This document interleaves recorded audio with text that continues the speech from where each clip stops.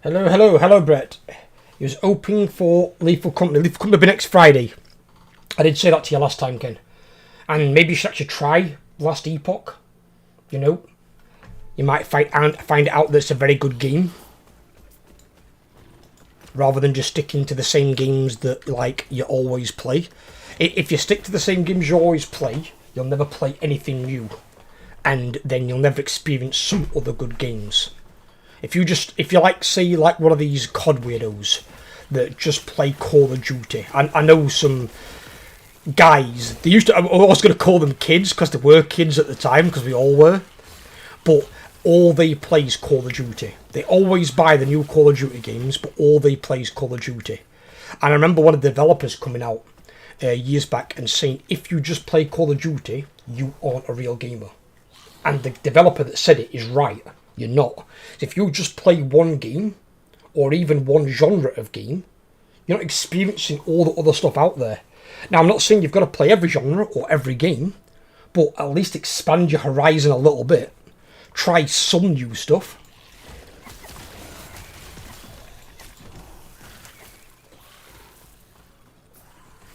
It's like them ones that just play Minecraft as well. Minecraft, yeah, don't get me wrong, extremely creative game, probably most creative game on the planet.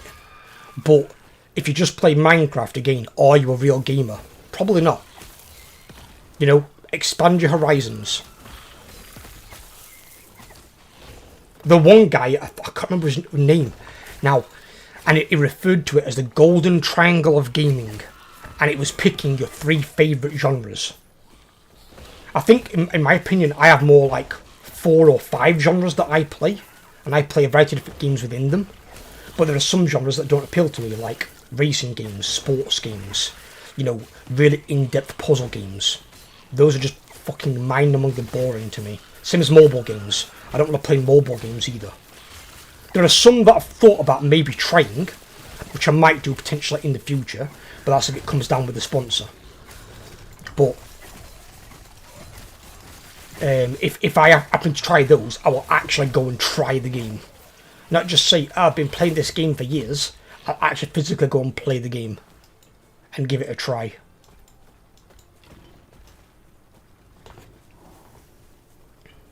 It's always great when you see these adverts about people saying, oh yeah, I've been playing it for years, or I've been playing this months and I've got this. And you know for a fact, they've probably not even spent 5 minutes on it. And it's like, yeah, sure you have.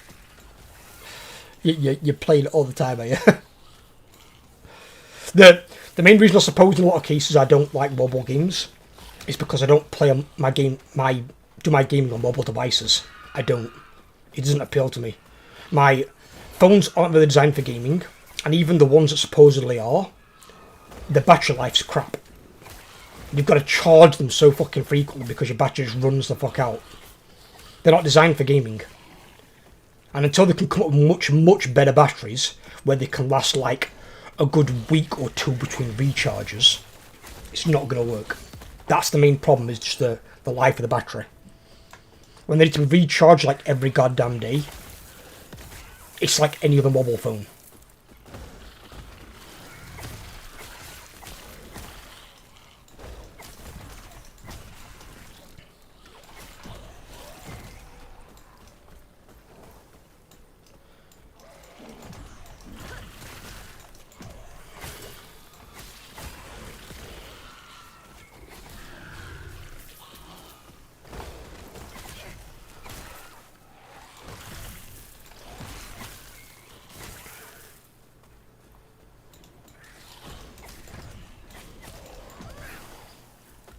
Well, that zombie just obliterated that spider.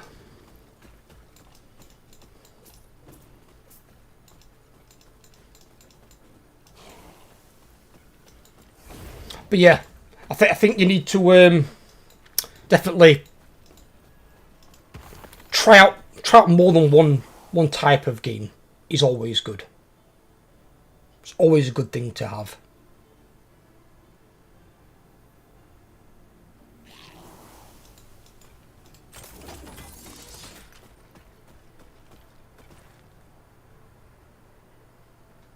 I'll be honest as well, people that like some of them old friends of mine that play just Call of Duty, I don't know how they don't get bored.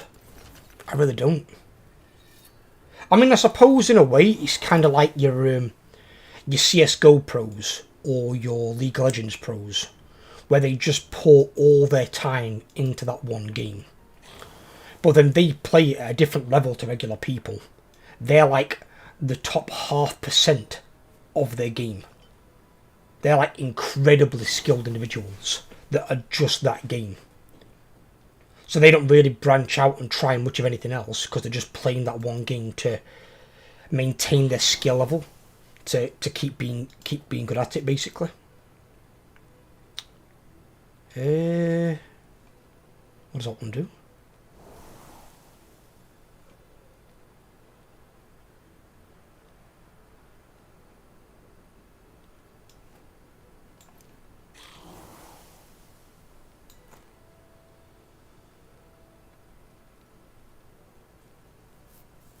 Profane Veil.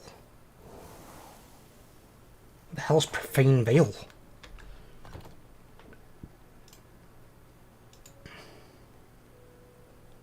It's a warlock thing. It's a bloody warlock thing.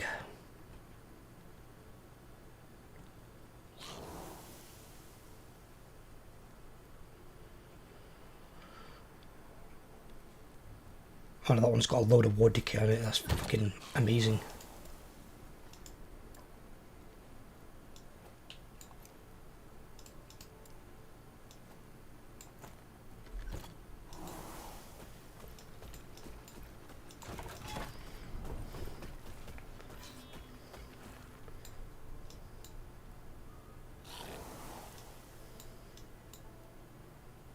What do we need in our character, actually?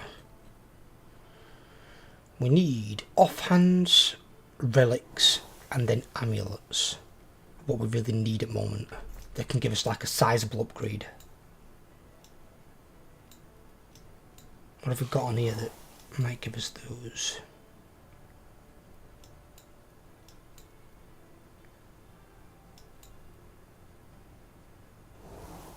Relics there.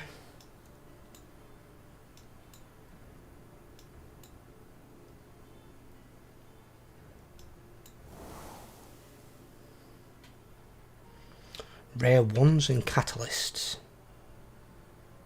That's a catalyst. Ooh! My title still says the 18th. So you're right, it does.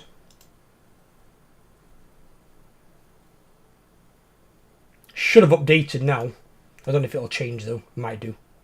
I don't know.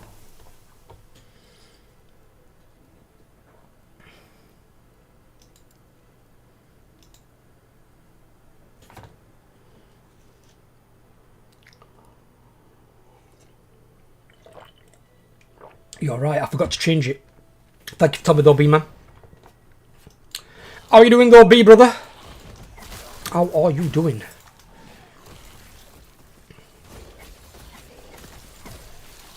I enjoyed our good chat last time about World of Warcraft. With that, I think it's good when we all get on a topic of a game. Clearly, a lot of the communities play World of Warcraft. We're all very passionate about it, and I think a lot of people, both old and new players, want the game to succeed. They just want some elements changing. Some that are probably now of like the outdated sort of. And it's essentially the case with like add-ons. Add-ons might have been something that they needed in 2004, 2005, 2006. You know, they might have needed them back then. But do they still need them now? When Blizzard made World of Warcraft, it was taking a huge risk. And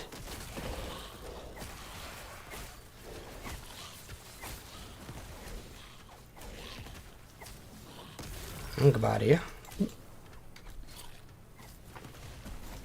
We can't replace that with it though, but we could maybe use some stuff off of that though. I don't know. Not bad, focusing on Jim, 3D printing lately. I'd love to see you while I get back on top of things. How are you? I'm good, buddy, I'm good. I would as well. Don't get wrong, when I've got some money coming back in, Brett, you will see a World of Warcraft stream every week. Because I'll be going back to Vanilla Classic. That I promise. It's something I want to do. I didn't jump on Classic when it first came out, because I have my memories from Classic when it was the current thing. When Classic was essentially retail.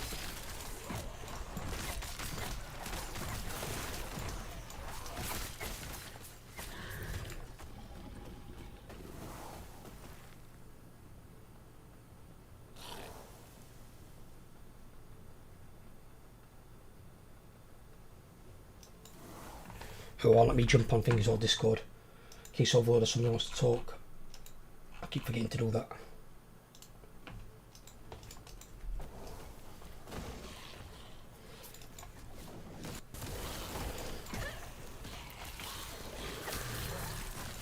But I found some more information out about YouTube as well. Something I've been doing wrong pretty much my entire YouTubing life. And I didn't think about it. I didn't even realise it were a thing, to be honest with you. And it makes so much sense to me now, and I'm like, really? And if my channel now like takes off in say before the end of the year, in like a big way, I'm not talking like, 1,000. I'm talking like, several thousand subscribers sort of thing. I'll be slightly kicking myself, thinking why didn't I notice this and do this sooner? And I just read an article about it the other night, like on a forum. It wasn't an article; it was on a forum. And then I watched a video about it today, and it's like, oh, it makes so much sense. I'm an idiot, but live and learn. Live and learn.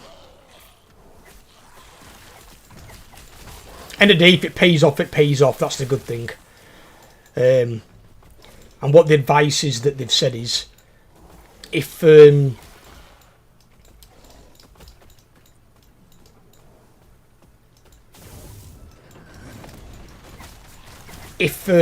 initially it will take time finding where your videos go, but this is where the advice I've heard from some other YouTubers, they've said sometimes it can push videos from months, even years ago. But it's got to find the audience for them. But if you have this certain thing enabled, that I've had enabled, it can't find you the audience. Because it's basically doing what you've told it to do. And because I didn't know to take this thing off, that's probably why I've had so much struggle to grow. And it's so stupid. And it's auto-enabled. It's automatically enabled and you've got to turn it off. And I didn't even think about it. Honestly, didn't even think.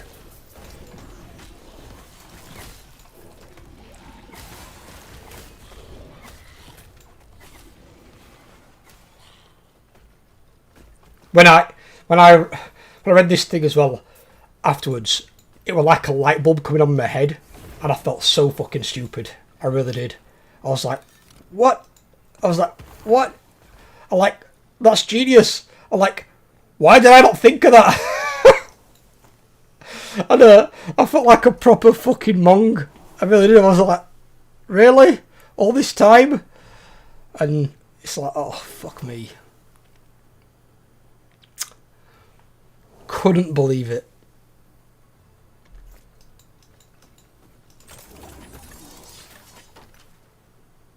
So hopefully in the coming months we will see a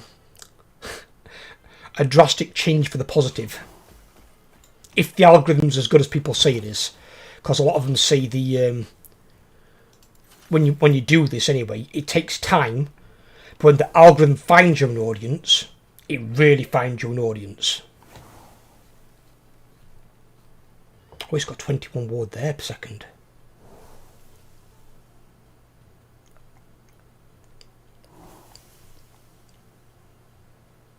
Ooh.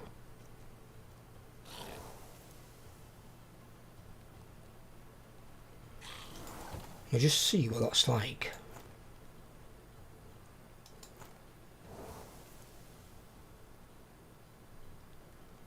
Well, it increased it.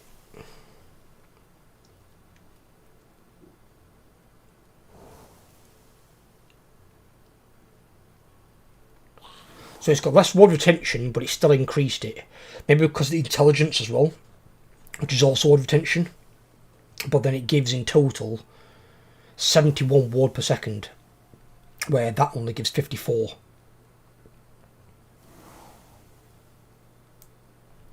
But that also gives 14% increased minion damage, which is really good. That doesn't give anything to minions. Yeah. I need to get like a purple one of these. Badass purple one.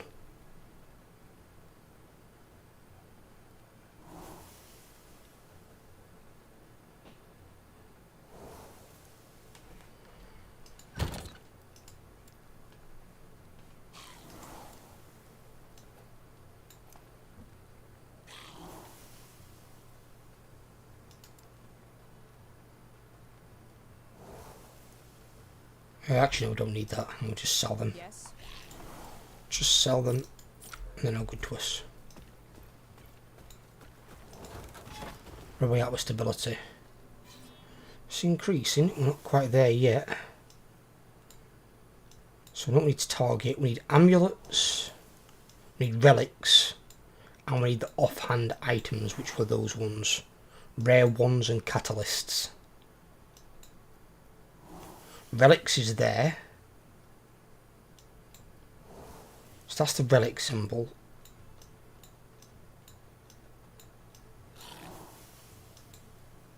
That one was amulets, weren't it? Yeah.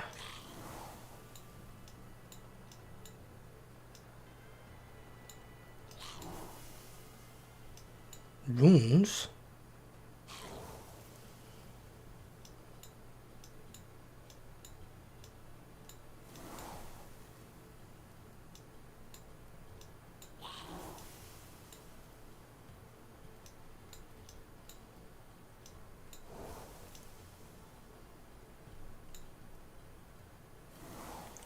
If I go there, then we've got rare relics there as well.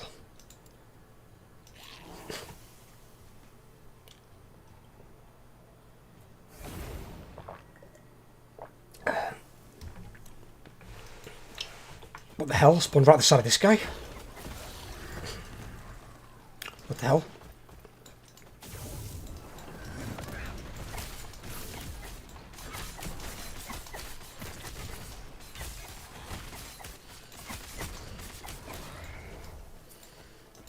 He gets killed so easy by this. Oh my god. Oh no, that's crap.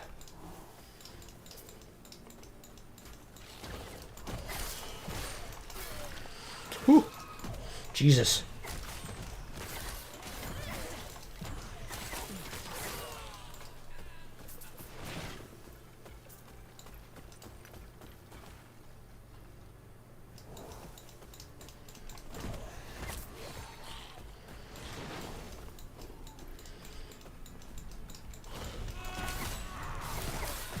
But yeah, this thing though, Brett, you won't believe what it is. You've done some YouTubing, haven't you, Brett? If you've done some YouTubing, this might make sense to you.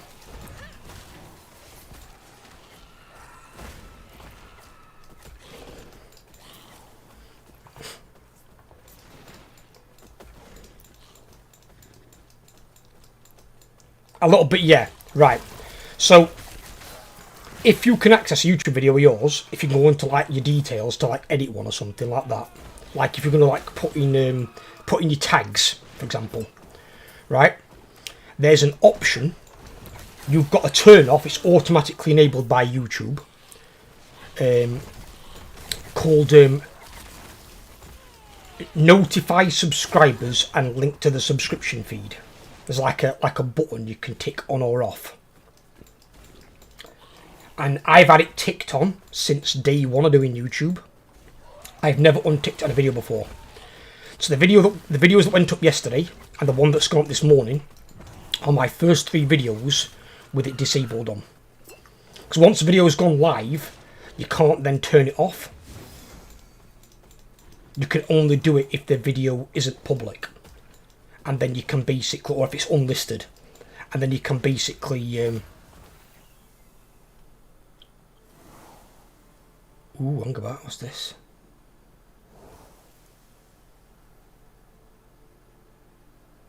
No, it's not very good. No, banish that, that's crap. Oh shit.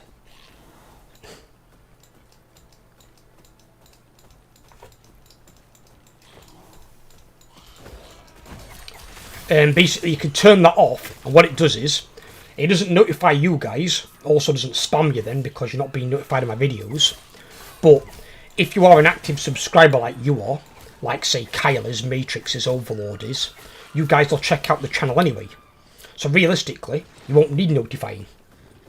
But if you put on a video to notify subscribers and link to subscription feed, your immediate target audience, remember that thing you sent me the other day, that guy in that guy's video, about like your immediate core audience, and then it expands from there. It only expands from there if it does well with the people that it's linked to initially. Now, if it's not being linked to your subscribers, it tries to find an audience for it. And apparently, the algorithm's really good at doing this, but it does take time. And the smaller the channel you are, the longer it can take.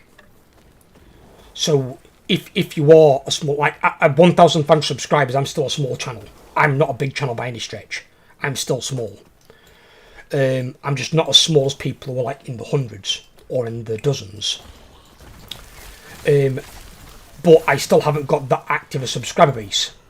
So also, what this post said were, if a lot of your subscribers are inactive or aren't very engaged, why would you link your videos to your subscriber base? So it makes perfect sense to not link it to them and link it and basically turn this option off so YouTube can find an audience for your video. And he said it might take some time, so you might be looking at, rather than weeks, you might be looking at months, in some cases maybe even years, but it will find your video an audience.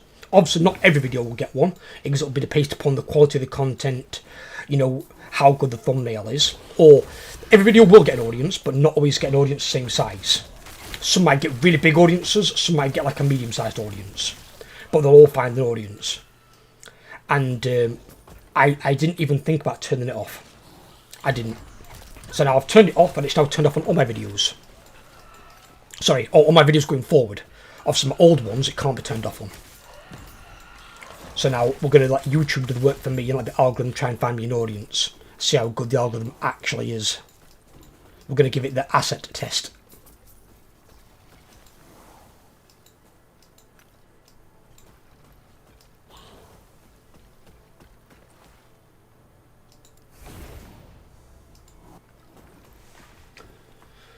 That makes a lot of sense. I assume once you have that big sub base you can keep it on, but yeah, turning it off makes a lot of sense. Yeah, that's what one of these guys was saying were. He said initially he turned it back on when he reached 10,000 subscribers, which makes sense. At that point you're a good, I'd say, large to medium sized channel, somewhere in that ballpark. But he did say he could still get better views on his videos by having it turned off, because again, although you get to like 10,000 subscribers, you might only have say 1,000 active engaged subscribers, which is 10% of your channel. So if he can put up a video but the algorithm finds him a audience where he can get 2,000 or 3,000 views per video, he's better off having it turned off. So what he did is he turned it off again, and he turned it back on when he got above 50k. And when he got above 50k, he then kept it on. So he said, obviously, try it, see it works out best for you and your channel. When you reach these mile markers, he goes, but yeah, he goes, initially with YouTube having it turned on, because I don't know why YouTube have this turned on as default. Because realistically, he said it should be turned off as default, not turned on. He said, because when you start YouTube, he said, how many subscribers do you have? And I said, well, I'd assume none. Or like a handful, like close friends and family. And he's like, yeah, because that'd be, you know, a common sense thing to judge. You'd have a very small audience. So why would you tell YouTube to link your videos to your subscribers and your subscription feed when you've got little to no subscribers. He said there's no point doing it. He said all you're doing is making sure that every single one of your videos fails. He said if any of your videos do well, you've been extraordinarily lucky, and more than likely some of your subscribers have shared your video somewhere else, like on an external site like Facebook, Twitter, something like that, and that's picked up some traction. It goes to somebody who's either viewed it or a subscriber has then basically done it for you. And when he said that, I was like, fuck. And I was like, all this time. And it's like, if I'd have had that fucking thing turned off, I could have been fucking 10 times size I am now, even a fucking like year and a half, 2 years ago. Like, fucking kidding me. Obviously, there's no guarantee, you know what I mean, that you'd be that size, but I'd still potentially be bigger than what I am right now. But I've been gimping my channel inadvertently by having something turned on that I should have turned off, that I didn't even realise. What did you miss? Talking about something about, basically about growing my channel. And there's a thing you can disable in your videos. You can't disable it though if the video is public. You've got to wait until it's you've got to disable it when it's private or when it's unlisted. If the video is public, you can't turn it off.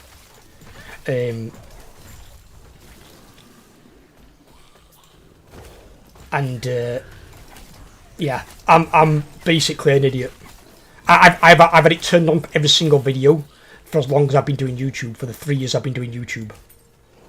I just never even thought about turning it off. But after reading what option, there's an option in your videos that says basically it pushes it to your subscription feed and it notifies subscribers. All you do is you turn that off, because it's on by standard by YouTube. But he said, well, if you've got a really small audience or you've got little to no subscribers, why would you turn it on? You've got no subscribers to notify. He said, oh, if your subscribers are, say, really inactive, why would you turn it on? You let the algorithm do its job. You let it find you an audience for your video. He said, now, don't get me wrong, he goes, some videos aren't all going to be like mega decent videos. He goes, but the algorithm will find an audience for every video. They'll just vary in size based on the quality of the video and the quality of your thumbnail and your title to a lesser degree. But basically you turn that off and then you let the algorithm do the work for you. But if you have it turned on, it will initially kick your video to your subscribers. Now, but if your subscriber base is really small, or if they're not very active, not very engaged in your videos are going to tank. And your videos are going to keep tanking every single time. And he said that only if you get real lucky, you do get some videos that pop off, like my Scorn videos and my Outlast Trials video. If you do get some that pop off like those do, he said they're rarities that can. He goes, but even then, that might have been YouTube to be doing a wild card and chucking it out to a bunch of people. Or it might have been that somebody from your subscriber base has been sharing your video on other sites. If you've got subscribers sharing it on like Facebook, YouTube, stuff like that, Reddit, whatever, it goes, other people are going to find it and probably going to watch it. And it goes, that might then bring in more views and make some videos pop off. It goes, but if it's very few videos, if it's like a handful of videos, they're basically ones where you're getting lucky. They're like your 1 in 500 videos sort of things, essentially. But if you have it turned off, the algorithm will find you an audience for your video, because it's not going to tell your subscribers. Now you might think, alright, what about your subscribers want to watch it? Well, if your subscribers are engaged, they'll click on your channel anyway and watch the content. They'll find it. If for every channel that I watch, I go on my subscription feed every day and I click on their channel and see if they've uploaded anything new. Now, if they've got a blue dot on the side of it, it means they've notified subscribers. If they don't have a blue dot, they've either not uploaded anything or they don't have it turned on for that video. But if I click on the channel anyway, I can click on their most recent uploads and see what they've uploaded. But if it's a big channel, big channels will probably always have it turned on because they've got a large subscriber base.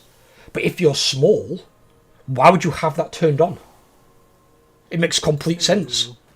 Yeah, right. Yep. Can I join the game? Or You can once I'm out of this one, yes. yeah. I thought you'd join the other day, but you didn't come in and join me. Oh, I was half asleep, but I just woke up an hour ago myself. Or do you want to wake yourself up first before you come and join the game? Oh no, I'm awake now. It's just I could have been awake a lot earlier, but Sunday. My girlfriend was up at 7:30 because she's going hiking with her best mate Abby, and I'm like, yeah, on a fucking Sunday. I'm like, it's supposed to be called the day of rest for a reason, darling.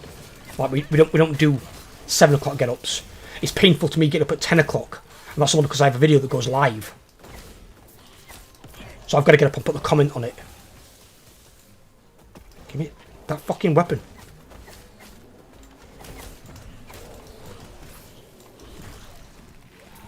I was working last night. It was decent enough. I was trying to do a Warhammer recording last night. You'll love this, because I remember you telling me about the most recent patch and whatnot. So that patch has obviously come through. So, fighting a battle.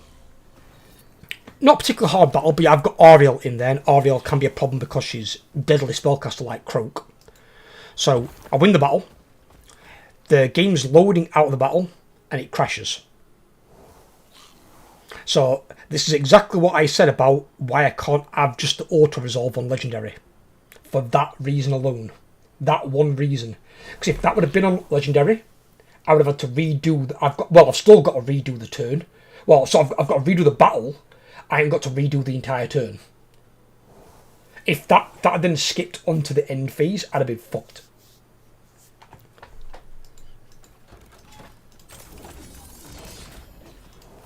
And that is why I can't turn Iron Man mode on, because the game is too unreliable. And it generally will crash either on an end turn or loading into or out of a battle is when it will crash. Now when you get into the later parts of a campaign and you're fighting 3-4 battles in a turn and any one of those crashes, if you haven't got a manual save option where you can save it in between battles, you're redoing all those battles. That's why I don't turn the Iron Man mode on.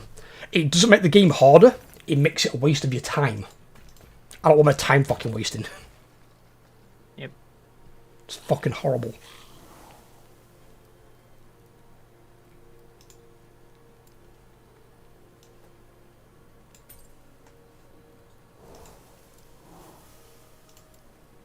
But yeah, after that I got fucked off and I was like, nope. So I'm gonna try and do those recordings today after the stream. If it crashes again, swear to God I'm gonna lose my shit. Because I'll probably try it once more after that. Otherwise, what they've done again is create a crash loop. And then I'm stuck.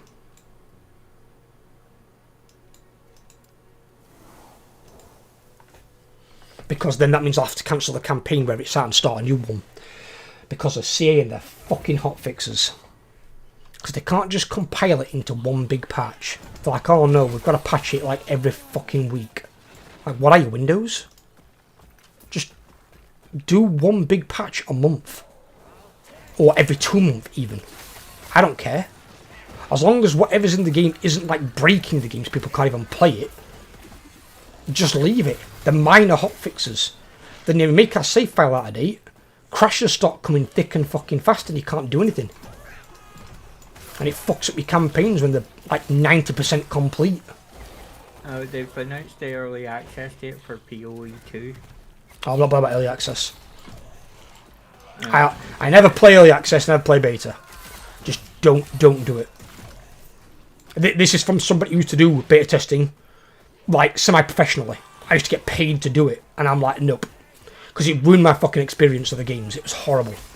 And it when the games came out, and then you find out some of the things you love the most have been taken out of the game, I was furious. I was like, why? Why have you taken this out? It's like, oh, well, we didn't think it was that good a feature. I'm like, did you fucking ask your player base, you monks? I'm like, ask. Do a poll. How hard is it to do a poll? It takes a few minutes to set up. And you get invaluable data from your audience. Remove like some of the most fun features from the fucking game. Because the devs are fucking plebs that don't play games in the spare time. So, 15th of November. And I can see why they're doing it on the 15th. Because they're trying to get in just before Diablo releases their patch on the 18th with the new class. I don't think it'll make a difference anyway. People are still playing it regardless. How's things this fine Sunday? Not bad, Shreve. Apart from I've just realised I've been doing something wrong on YouTube my entire YouTubing life for the last 3 years. So I've fixed that issue now. And then I was just talking to Overlord about beta testing. Because I used to do beta testing like semi-professionally. I used to get paid to do it. And I'll never do it again. Because when I used to do it on games that I had like a lot of hope and faith in. And then the game would release. And despite me testing the game for them and giving them feedback and saying, oh yeah, this is good, this is bad, this needs tweaking, whatever, they then removed some of the most fun features from the game, didn't even do a poll or ask the beta testers they paid. And I'm like, why take this out? Why? So I didn't think people liked it. Did you ask? Are you psychic? You fucking morons. Ask! What is it people not asking a fucking question? Went to you the day over that said, like, they do a poll? Something to do with World of Warcraft for, like, taking out add-ons and shit. Or was it Ethan? I think it was Ethan. Was it Ethan? And it's like, yeah, that's all they've got to do. Just do a fucking poll, put a poll up on your main page, or put it up on 3 sites. Put it up on your Facebook, your fucking Twitter, and on YouTube. And get the data from your audience. See what they say. Because you're going to get invaluable data, because people who play the game aren't going to want the shit stuff leaving in and the good stuff taken out.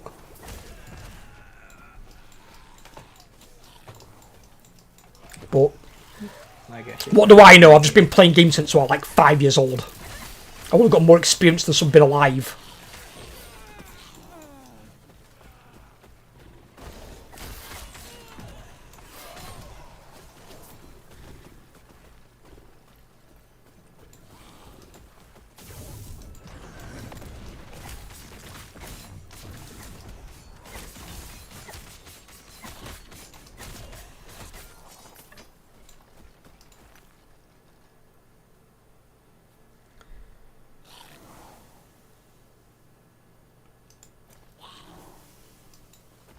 I'll have a look at that one.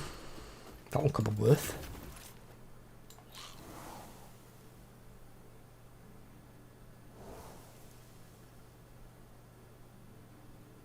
We can forge it thing, the forge thing, yeah. I'll get you in after this one, Overlord. Yeah. I got to see why so many people are dumb on World of Warcraft, so I was looking at the forum posts there, yes. Why so many people are dumb? Because they're toxic assholes. Yeah. But you could tell these guys were especially dumb. So they're going, oh, why can't I access the quest? Why can't I access the quest? And I turned around to them, did you buy the digital upgrade yet? With the early access. And they said, why would I need to do that? Everyone else is playing it. And that's because they've got the 3-day early access and you don't. What? Because it doesn't, the quest doesn't release to everyone. It stops you doing quests by not having the early access.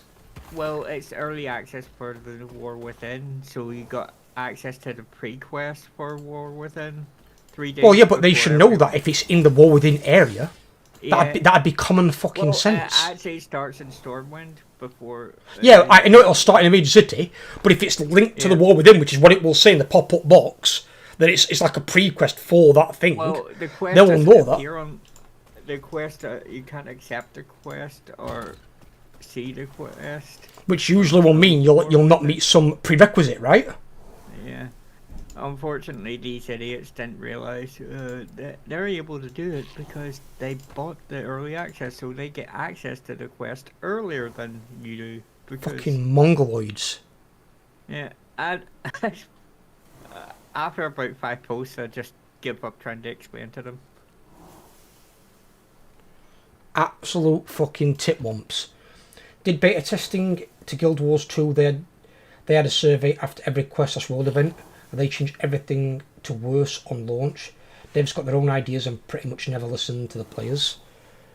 Yeah, see, the thing is, if devs do... I mean, I don't think they should have a survey after every quest or event, but they should do one at the end of the thing, offer every player a survey, and say, right, rate this 1 to 10, and then tell us below what you liked, and leave you a box with like 5 or 10,000 characters, so you can put in the things that you liked and give you like enough room to make the relevant informations. Or if it's going to be something as simple as a poll, like example we said about World of Warcraft, they couldn't just do one poll, they'd have to do probably 3 or 4, but they could put up a poll and say, right, do you want islands removing? Yes, no, I don't care.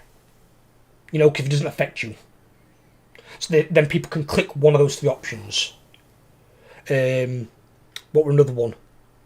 Would you like all old raid content to matter and offer the same level gear as the current raid content? Yes, no, or I don't care. And that's it. They could just literally do it in three answers, chuck it out to their base. If they get something back and it's like 80 or 90% on one of those answers, clearly a player base wants it. So then that's what you do. Mythic Plus, would you like us to get rid of the timer? Yes, no, or I don't care. Guarantee that'd be like 97% yes. Because even the elite players don't like the timer. And they've asked them to remove affixes as well. So what that tells me is the elite players who have probably been playing the game almost as long as me, they want it to go back to how it was in vanilla pretty much. They want the bosses to have the difficulties, but they don't want the timer, they don't want affixes. I don't think in some cases they even want a key. But they want the bosses to have a difficulty in a different way. And as I said, like probably through like extra mechanics on the bosses. They don't want affixes. Affixes, all they do is make everything stronger in a weird way, but it empowers the trash. Nobody cares about having to be careful on trash packs. They want to blow through the trash packs and get straight to the next boss. So what they can do is then, really, to make a really good dungeon, hear me out on this one. Really good idea for a dungeon. Less trash, more bosses. Put a little bit of trash in between every boss. Instead of having, say, 5 bosses, have 9 or 10. That's what players want. They don't want trash packs for fucking 10 years. They want more bosses. Trash is boring. That's why it's called trash. It's something you would put in the trash. They don't want to have to stand there and think, oh, this is a vicious trash pack. That fucker there, we're going to have to CC him.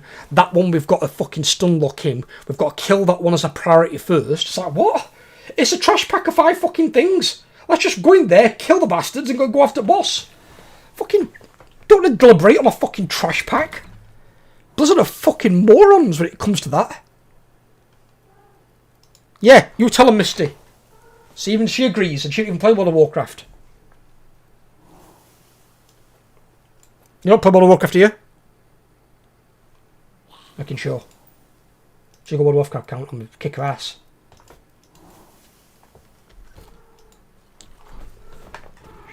You got a World of Warcraft account? You have not. What do you play? Do you play Catform Druid? I bet you do, don't you, you dirty animal.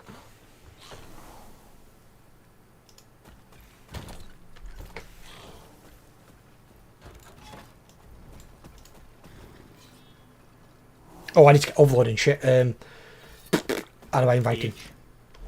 Dirty Feral Druid. H, that one.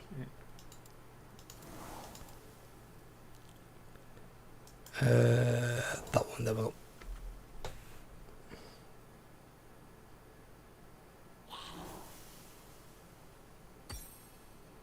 I got his in.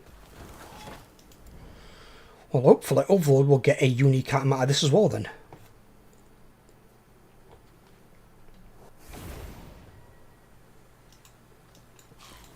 Because this one offers a Dirty Dog unique. Oh shit, they've got a thing that pops down explosions.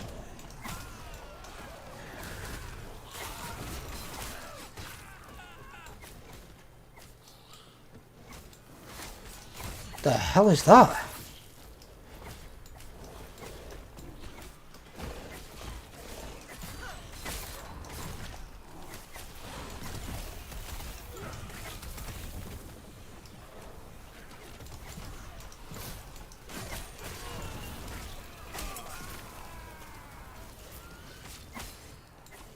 What the hell are these purple things?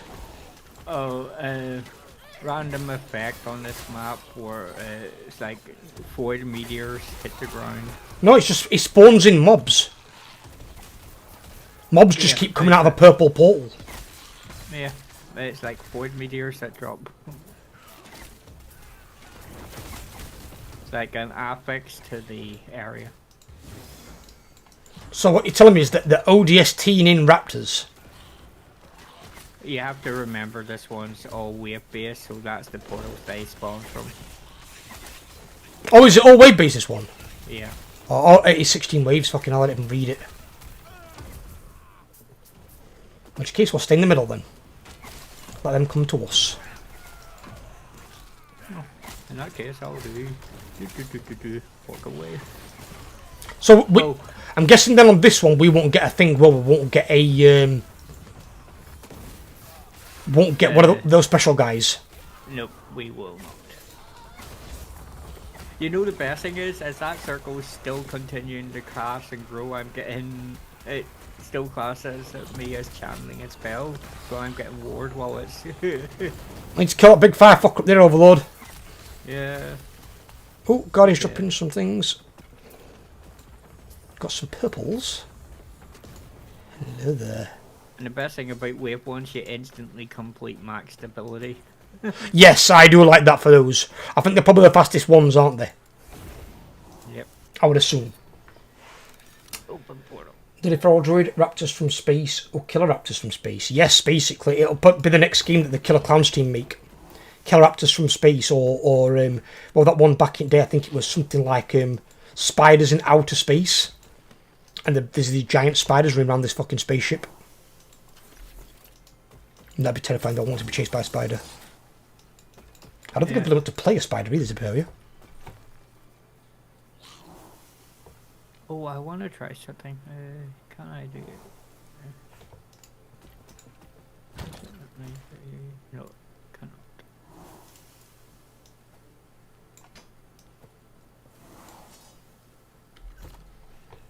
Killer Clown Spiders from Outer Space Ultimate Nightmare Fuel. Well, technically that's it. Because it technically came from outer space and he is technically a giant, weird, freaky spider thing that can morph into other things.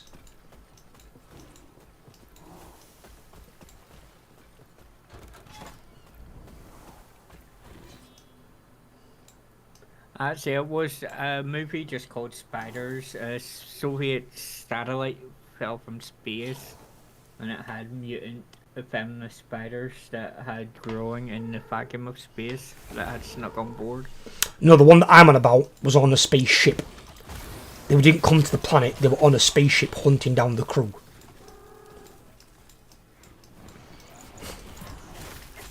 Oh, the only one I can think of, well, it's not really. I'm not sure if they actually made a series of them. It might be more than one film. I can think of a movie that had spiders on a spaceship, but it wasn't a movie about the spiders. It was one called Lost in Space. No, not one with amount of friends. No. Just me, Overlord, there's a lot of films out there. And a lot of what these are called B-movies. But yeah, there's it's either one film or a series of films, and it's the spiders in outer space that are gigantic, and they basically start hunting down and eating the crew on board the respective vessels. Why can't I pick these things up? That's weird. Your inventory's full? It's not. My inventory's emptied before every single thing.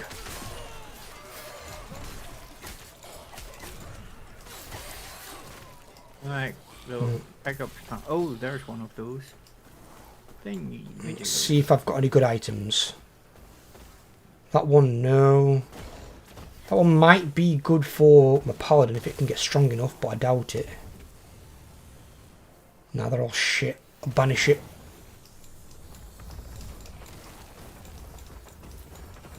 And I'm going to do my one. Good ears. Ooh. I am just going to get some power. I keep getting crap ones for some fucking reason. I don't know why. Hi, Zuni. How you been, brother? How you been, my man?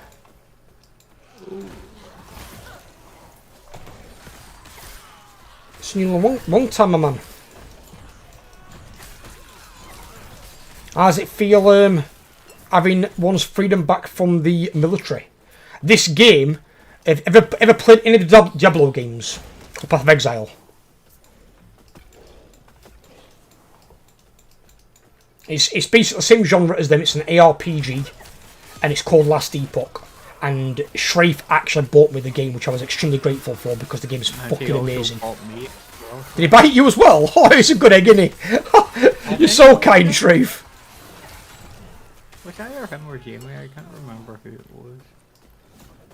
Yeah, you played Diablo, it's like that. But this is probably the best ARPG I've ever played.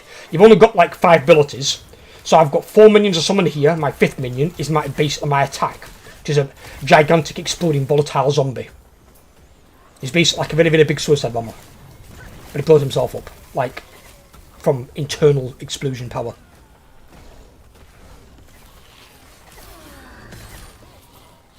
Whee! And then there's Overlord. Apparently making star signs.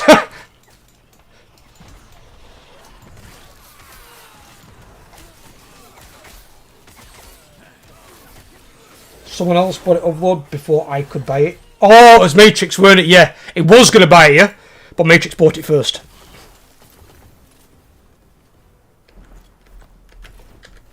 Funny enough, the person that bought me doesn't actually play it anymore. He might come back onto it, I think. At the moment, he's obviously just playing WoW. What is that over there? I've got an icon on my map like fucking Star of David. Oh, there's a thing he dropped. Oh, it's that thing again. It's dropped to unique. Yep. It's dropped to unique that I was wearing for a bit on my paladin, but I wanted one that gave me a lot more mana.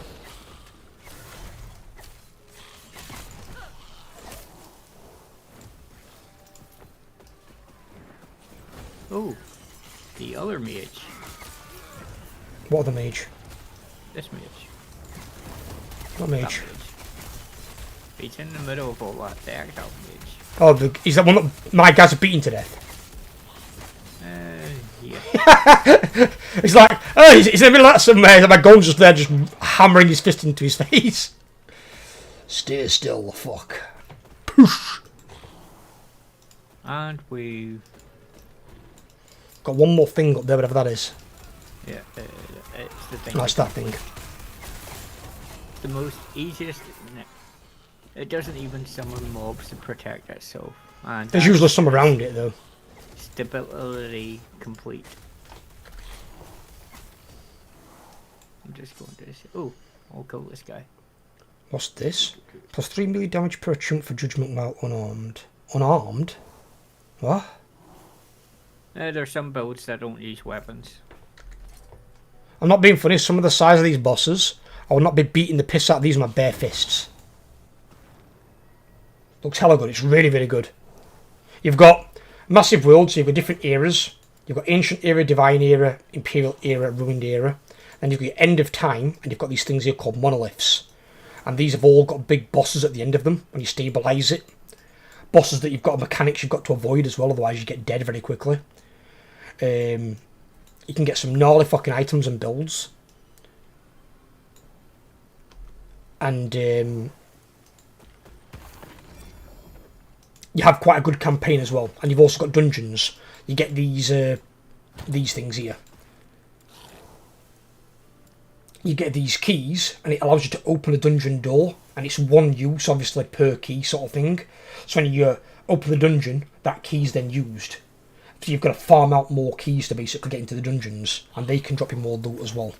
And then you've got this crafting system here, really in-depth crafting system, which is awesome. The other thing that I like, which me and Overlord both like, which is really cool, is... where the fuck is it? That one. This. There's one called the Circle of Fortune, another one called the Trader's Market, and you get reputation with them just by killing mobs, and you gain favour. And then you can use that favour to buy things from their vendors. And they give these passive things as you level it up. So like I've got 35% chance for double rewards from Monolith Echoes. I've just unlocked that one, which is really good. So now I'm working towards this one. And you get better things as you go along, so you can get more and more loot faster, which is really awesome.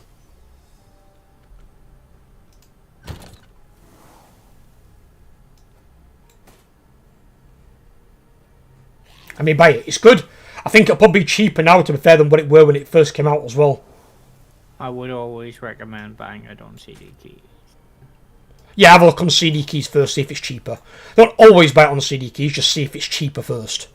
Because don't forget, Steam sometimes do sales, and the Steam sales sometimes beat CD keys. So, don't always buy it from, check first. Me, I buy from usually one of 3 sites. What the hell is that?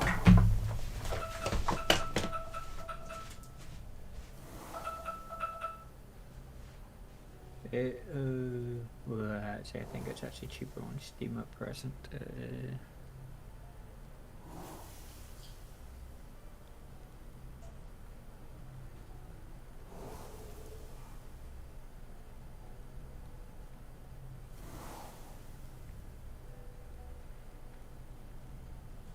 That's cheaper to buy it on Steam at present at £29.50. DD keys is That random as fuck. A really random alarm in the middle of the fucking day. No idea what that's about. Maybe it was supposed to be set for... I don't know. Yes. I get up at 10 o'clock every day, because I've got to get my video. Because when my video goes live, the first thing I want to do is put my comment on it, and leave a like on it, as like every YouTuber out there fucking does. So I wanted to get up and put it on. The weird thing is, I don't understand why YouTube don't let you put comments on your video when it's private. I don't get that. You've got to wait until it goes public before you can put a comment on it. Like, surely you could just allow the creator to like leave one on it, so when it goes live it's the first comment people can see, and then they obviously just pin it to the top of the page. Because like every creator I know always comments on their own video, which means they've clicked on the video to watch it at least once. And obviously they're going to like their own video because you... Although, tell me you didn't just put us into a thing. Can you not do that? Oh. I'm going through mine, not through yours. I need to complete my thing. I thought this was your one. Well, I'm pretty sure you can't access mine, that'll be yours. You'll be access... Yeah, you're fucking idiot. I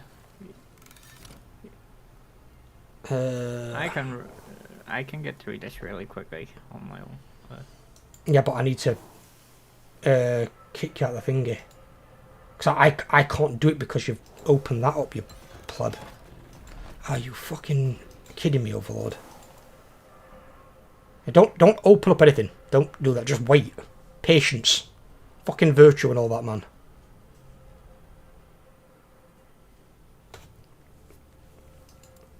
Oh, shit.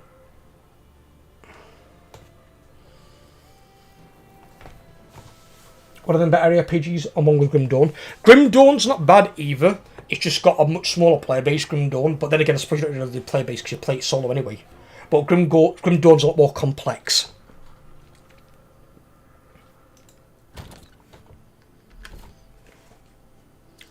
Grim Dawn, in my opinion, it's gone too much Path of Exile's way. They've made it overly complex. And these days, complex isn't a benefit. It's simplicity. The simpler something is, the better. You make it complex, it's not going to appeal to a lot of people.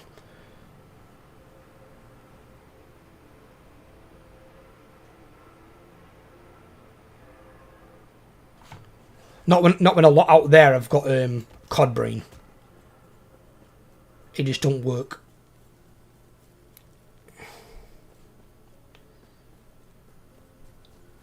Yeah, stop opening things up anyway, because you're supposed to be doing. You've come to join me. I've not come to join you. What did you even open? Overlord. What did you even click on? Oh, I had Winter Time. You what? I had Winter Time, so I did. What did you click on though? Which one? I don't know which one you did. Because I think it was one of mine that you opened, so don't do that. But we're using mine. I'm trying to get the things that I need. If you want to get things on your character that you need, go and do yours. Oh, no, Don't go and do mine. It was the Quest Echo. It wasn't actually one of the platforms. What about? Because you were at 500 stability. What does that eat? What are you on about? So you accessed one of my echoes? But I wasn't even doing it yet? Wait, dude. Fuck off, God. You're so impatient. You can invite me back now, anyway. Fucking hell. Are you going to not click on anything this time? I won't click on anything. God. Just puts us fucking into things. It's like I'm talking. Just fucking wait. Go do something. Go get some food or a snack.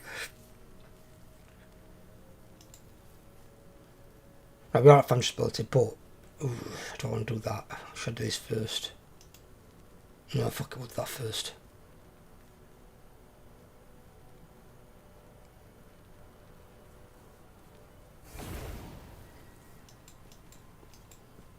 Yes.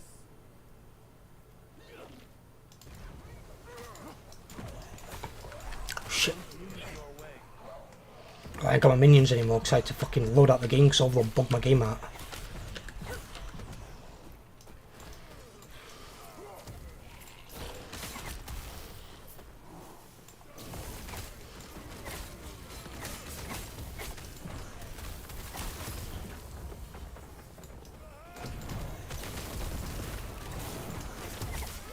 And you can play, similar to like Diablo, Zuni, you can play up to, I think, 4 or 5 player co-op, I think it's 4. So you can play with friends, just be careful if you get ones like overloaded, like fucking run like 9 miles ahead. So you can't fucking see anything.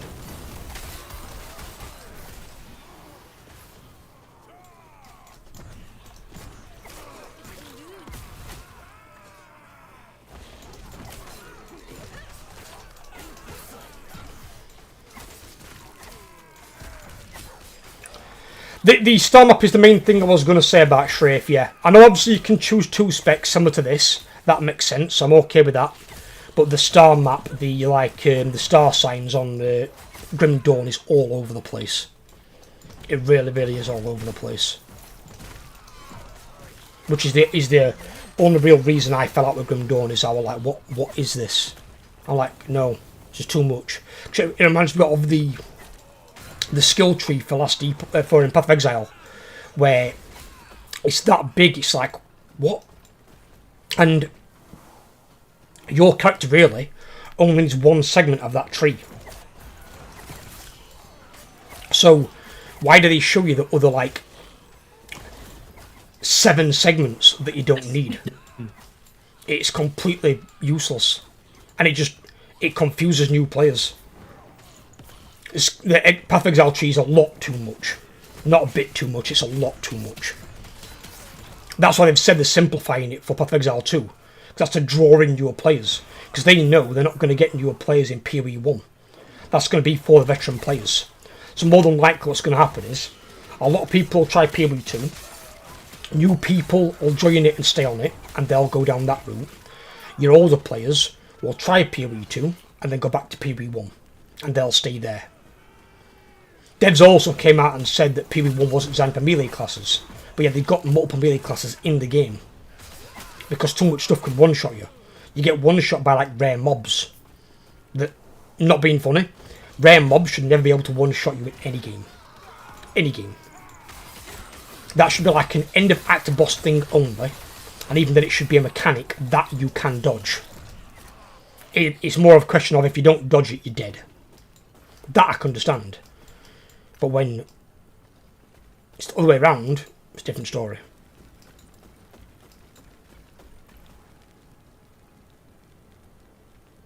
Have we done this one then?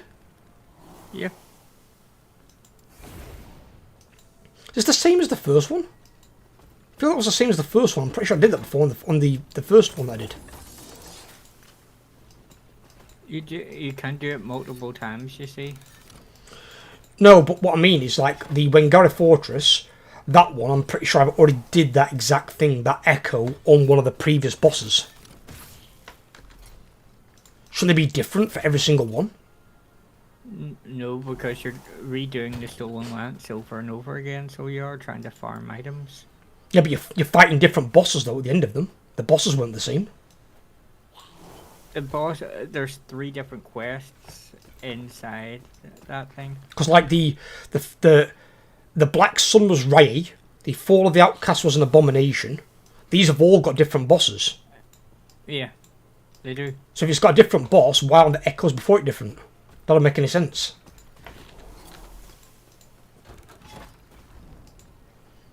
Because it's only the 3rd one of the quest that has the big boss at the end. Yeah, I know it is. I know it's the final one, but I still thought these would have been different on the build-up to it, considering you're going to have a different end boss. I mean, I suppose you are trying to fix timelines, so you kind of piece them back together in some weird way, but... They are slightly separate. Oh, this one's easy. Sort of. You just have to kill the 2 big guys either side.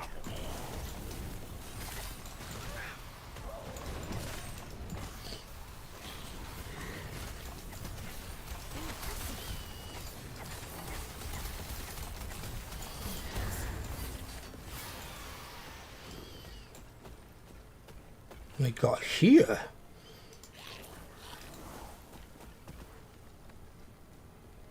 We haven't got to complete these ones, have we? No, that's fine. Yeah.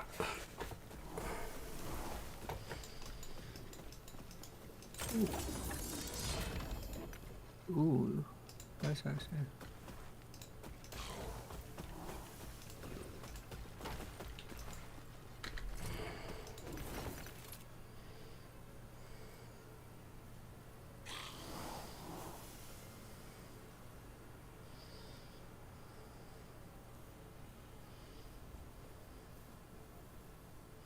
Ooh.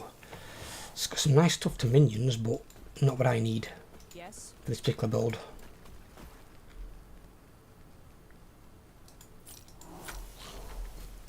Take care.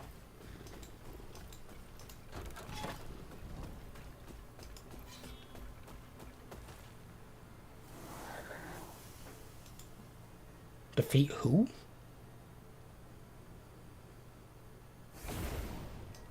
God Hunter Argentus. What the hell's one of those? Oh, is it the dickhead that stole the spear?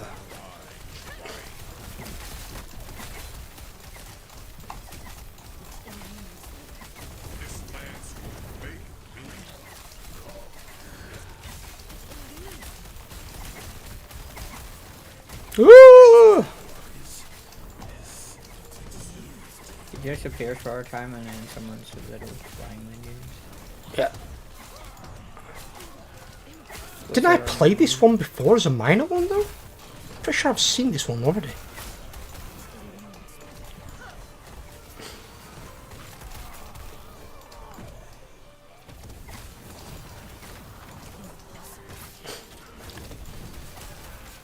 When does Thingy start, Overlord? Race to World first with Echo and Liquid? Probably from...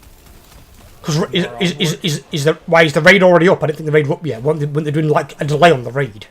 Well, probably a week tomorrow then. Because I know, weren't it like, is that what it were? They were going to put like heroic up for a week, and then it was going to be mythic or something. But they're only doing it for this first raid tier. They're not doing it for the others. What the hell? Oh shit.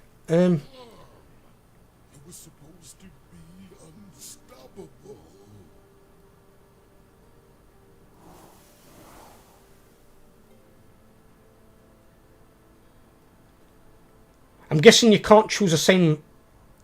Oh, you can keep the current. Yeah. So what do I do if I keep the current one then? Just click the one that you want. But I mean, what happens? What, does it just improve that drop rate? Well, yeah, it keeps the current one as is.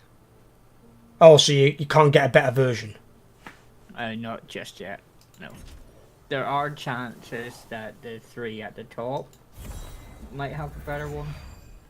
Yeah, but I did it for those particular items.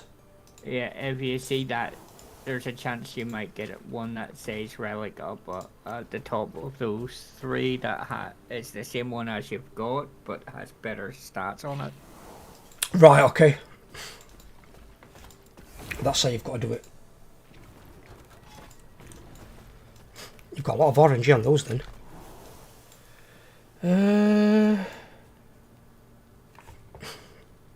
What level am I at? 74, so I can go into that 71 would be probably a better one to do at the moment, but let me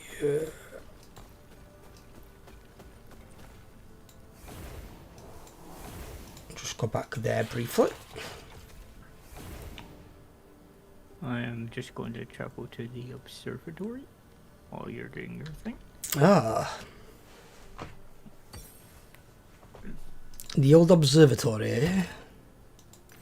Yes, I want to see what's in the stars. It's like you've been fucking Larry Potter. Feeling lucky? Good old Larry.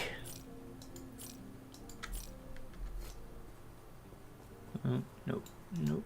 So I'm going to reroll.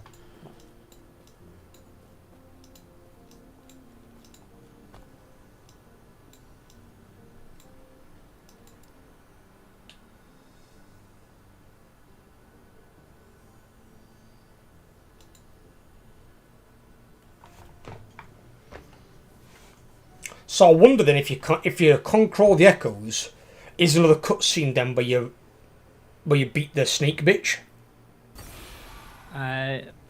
After you do all these echoes, you unlock the Uber echoes. Uber echoes, eh? And then there's a completely new type of boss to...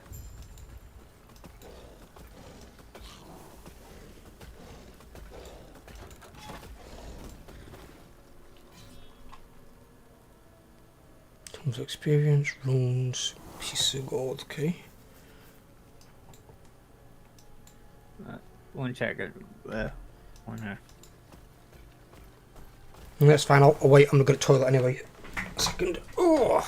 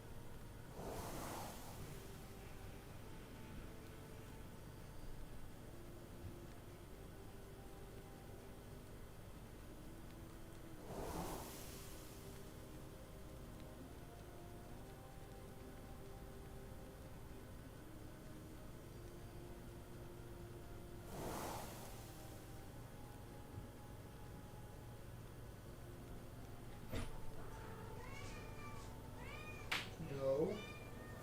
Any ideas? Hair in you? Not a chance. Oh! Had a fucking allergy attack on my eyes before fucking stream. Oh my god. My eyes were so bloodshot. So painful. Oh, I hate allergies. Oh.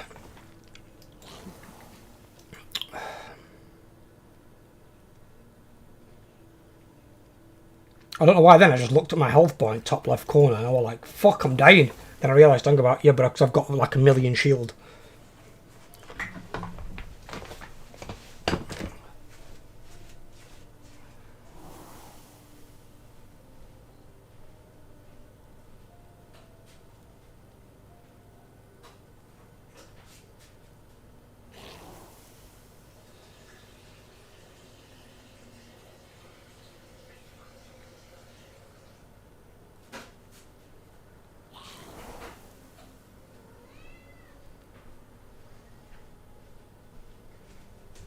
gonna get me some coffee. I need some more wake up juice.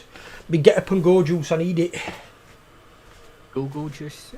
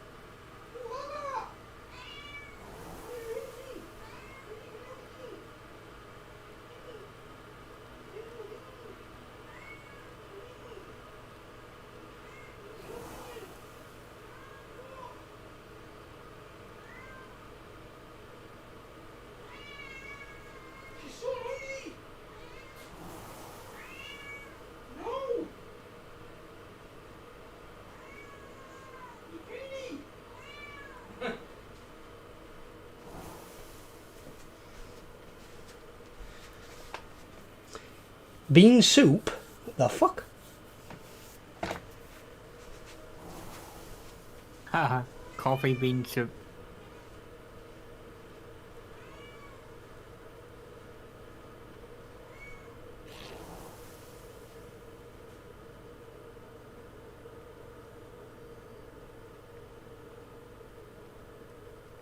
I got it straight away as soon as she said it.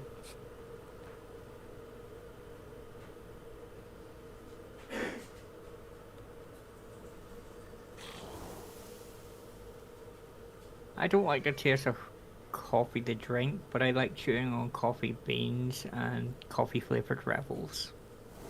I actually found a place online that actually sells you an entire bag of coffee flavored Rebels, because they make so much but can only put so many of them in each bag, so the leftovers are just bagged up and you can buy them.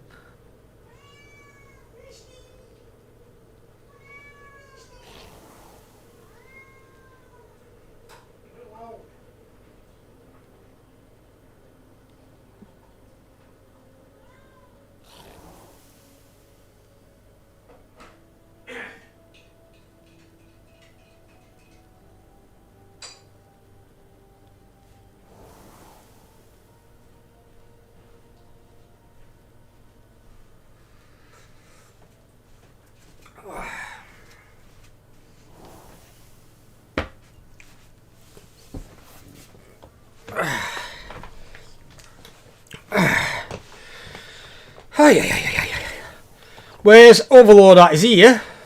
Yes, I'm here. He's there. He was hiding amongst my Death Knight. I saw him. Cheeky bastard.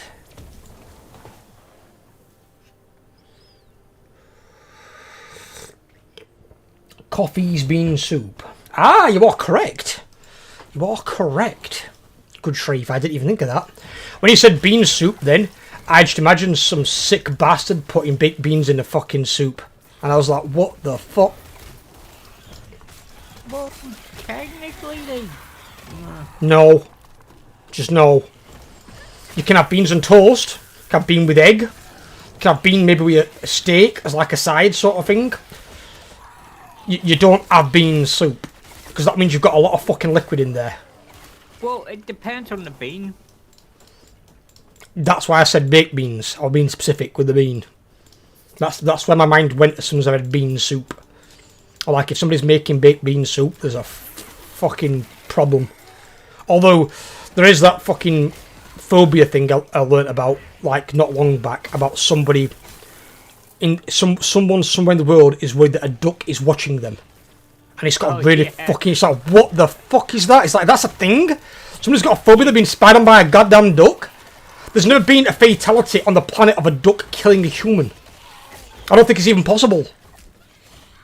No, it's possible for them to kill a human. I don't know. I don't think so. They have no teeth. They can't really throw it out. A goose might fucking give it a go. I know Goose has pecked somebody's eye out before, but gooses are fucking aggressive. But I still don't think a goose could really kill you. And a duck certainly couldn't.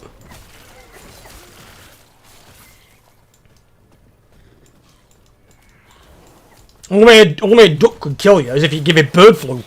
And even though that's not technically a bird killing, it's a parasite on the bird. It's called.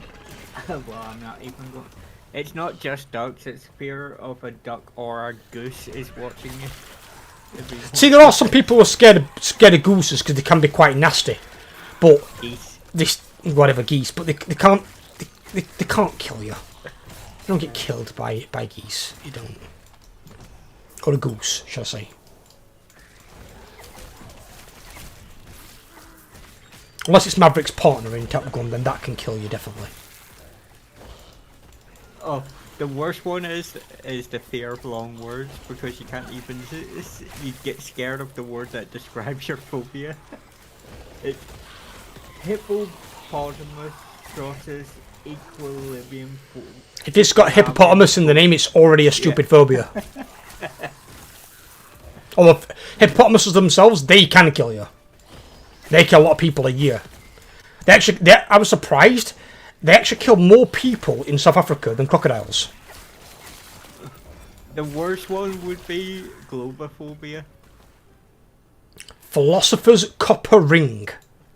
Oh my god, that's Philosopher's stone. Either that or he's been having too many vindaloos. Oh fucking Gary, what's that? The ring that's on fire. The ring of fire. The good old Madras ass, as I like to call it. Yeah. Another weird phobia is globophobia. You could never have a birthday party because you'd be afraid of the balloons. You're afraid of the what? The balloons. Balloons. Well, just don't have balloons. You can still have a party without balloons. Yeah.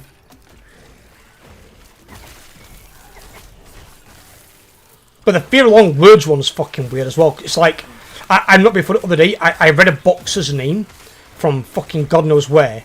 His last name was 17 letters long. I'm like, fucking what? I'd get tired trying to spell that twatting thing. I'd have to fill that out on forms all the time.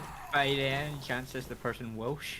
No, he's from Middle East somewhere, and it's just like this really long fucking name that I bet few people can fucking say, and even less can spell. Yeah, it's a bit like they'd definitely be afraid to go to Wales because they wouldn't be able to look at street signs. Yeah, they've got longest street sign in the world in Wales, haven't they? Yeah.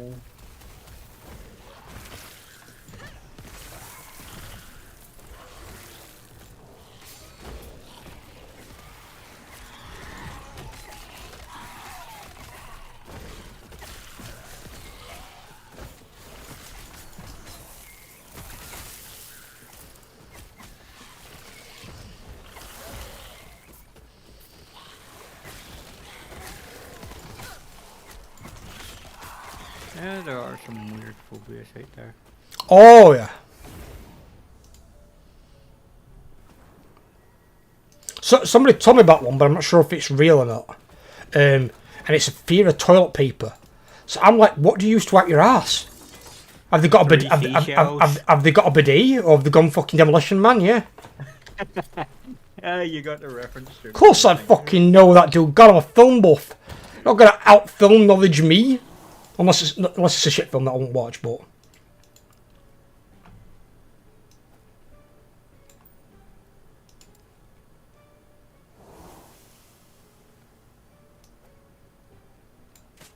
Actually, there was a woman over in Kent that did admit that she had a phobia of toilet rolls, but there isn't an actual name for it. Yes. That's weird. It's like, so literally every time you're going to wipe your ass, you're literally and metaphorically shitting yourself. Because you're scared of toilet paper and you're literally taking a crap. That's got to be a bad way to live.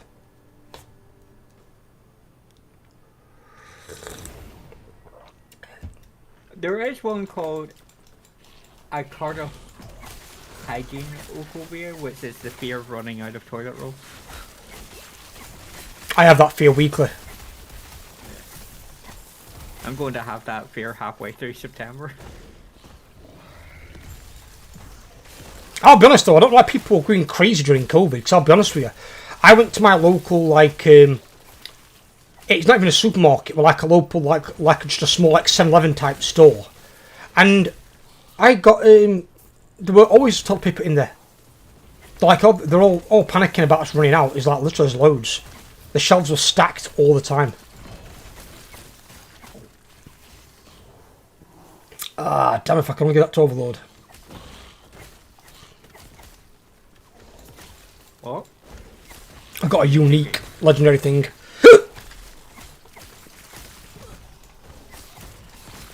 Oh, this is actually quite funny. The boss for this one's a fire guy.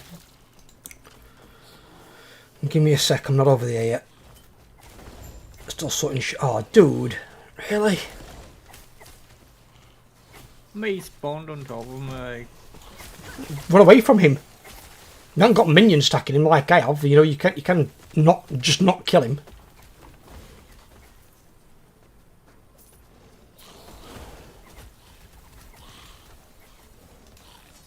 Think about, what is that called?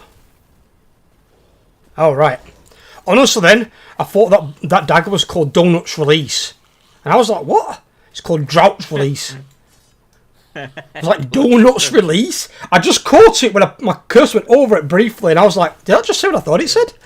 So they've got a dagger that releases donuts. Donuts Release, that's what I thought it said. Or maybe it releases the other donut. Could do, who knows? Maybe it makes everyone holy. Maybe it turns you into a donut, because it puts a hole in the middle.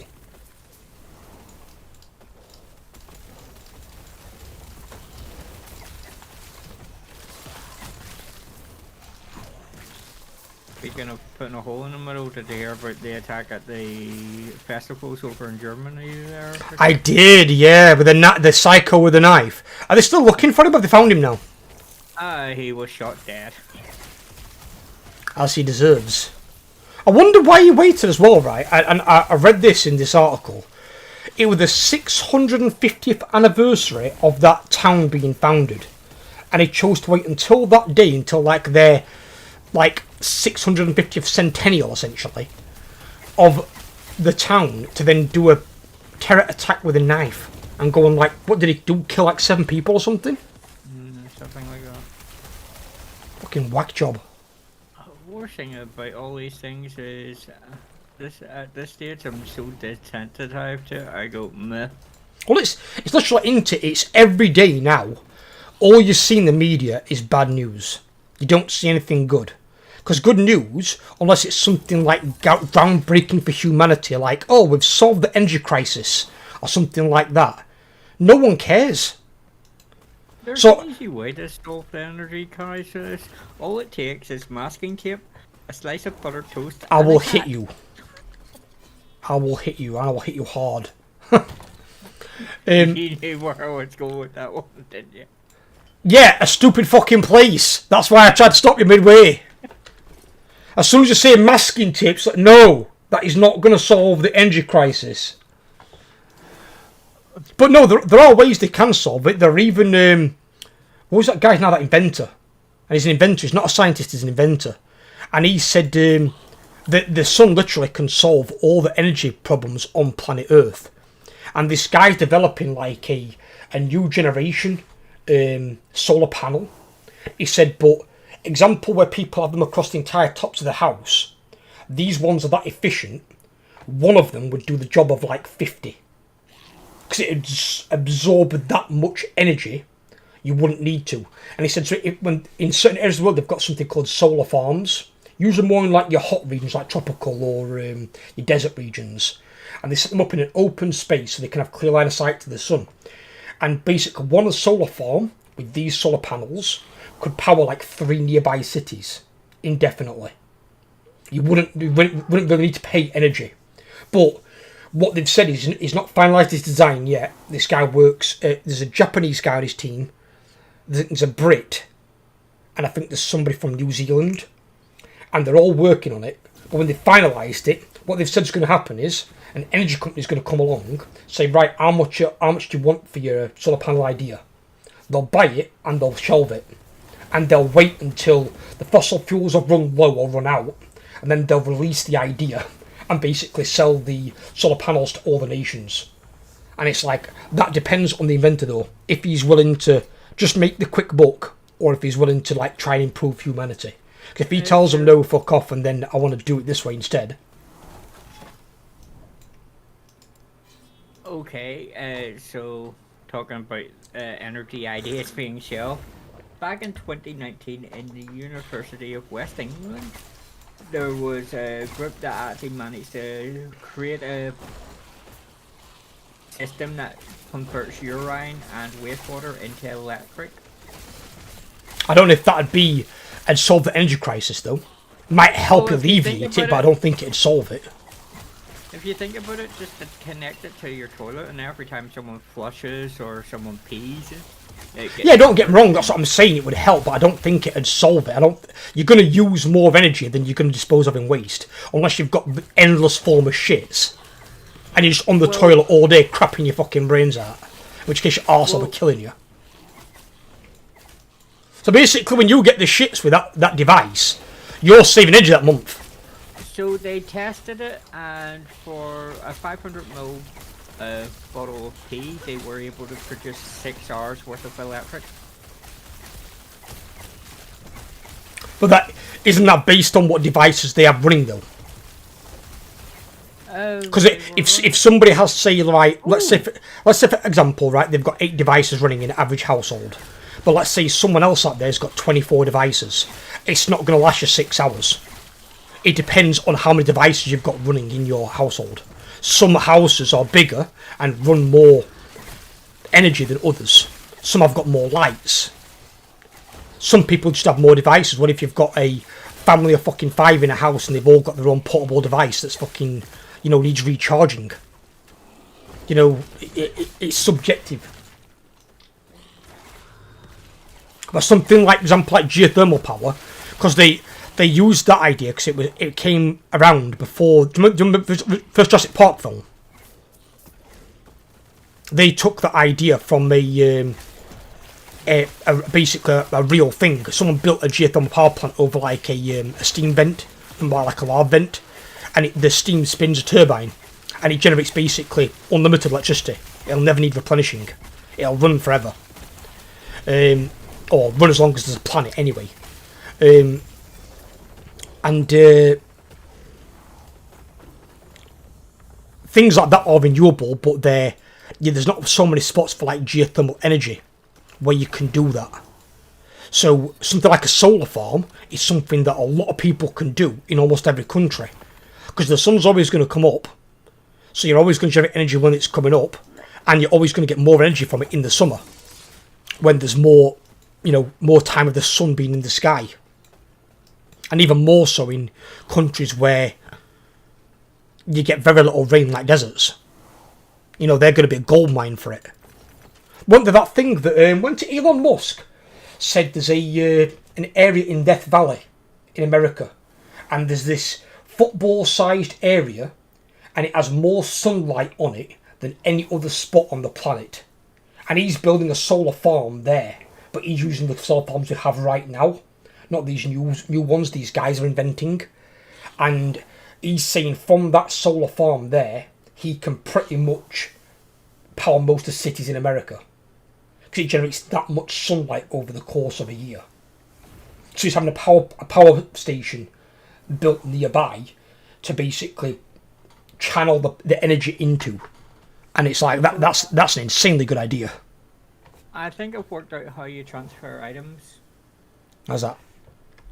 So, say in your inventory, you've got that little thing that says gifting. My inventory? Where? Besides sort items, there's an option called gifting, just below your boots. Oh! There, that thing. So what happens is, so if you look at it, you see when you click on the gifting? Yeah, you can put items into it. I think I did that with Jamie and I just forgotten what it were. No, so there's a specific item that you need. It's something called a resonance. So if you look on the gifting thing beside my name, there's a little gold symbol with a number 0. So you can randomly get one of those, and that allows you to gift one item for each resonance you have. So I've got one resonance with you, but I don't have any items that would be beneficial to you at present. One resonance. Where do I see that on your name normally here? Yeah. So that little gold icon, that's a resonance. So are they something I would get in here? You'd randomly get randomly drops. It's similar to item materials, but whenever you transfer materials, it automatically transfers it into the Wii gifting tab. So, You won't have picked any up.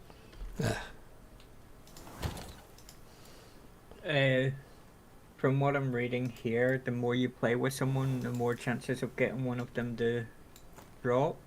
Which is probably why I had quite a few with Jamie. So I just got one there that had resonance with you. That's cool. So that's obviously a way that you can do it, and then the other way is if you've got a marketplace, I'm guessing you don't need resonances, or if you do, you don't need as many of them, or something, you get them quicker or whatever. The marketplace is a bit more weirder. And obviously, marketplace, I'm guessing as well, you also have like an auction house, don't you? So you can trade with players you don't also play with. The auction house is really bad. Well, maybe so, maybe something might improve, but we don't need to use that, do we? We both use the mage one, I do for mine. Because the bulk of the time, I won't be playing with other people, I'll be playing it by myself. So it makes more sense to take that other one. So then you can farm more items. But it doesn't stop you being able to get items that you then can trade with friends when you play together. Which I like that. At least then you've got like a little bit of both.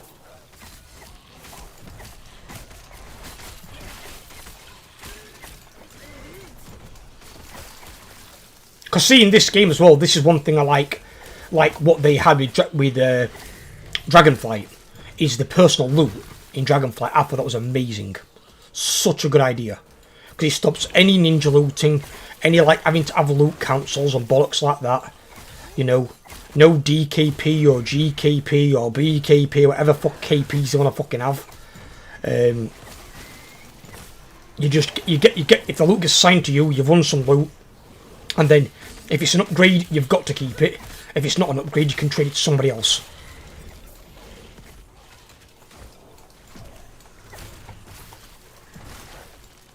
That's how all MMO type games or multiplayer type games, even like this, should be. Because then you get your loot, they get theirs, and you're not having this mad dash when you kill a boss or everyone clicking on everything. Because like in Diablo 2, they didn't have that. So in Diablo 2, you had to like just click on all the items and then decide amongst you to like trade them. But if you were doing it with random people, they generally wouldn't give the items, they just leave.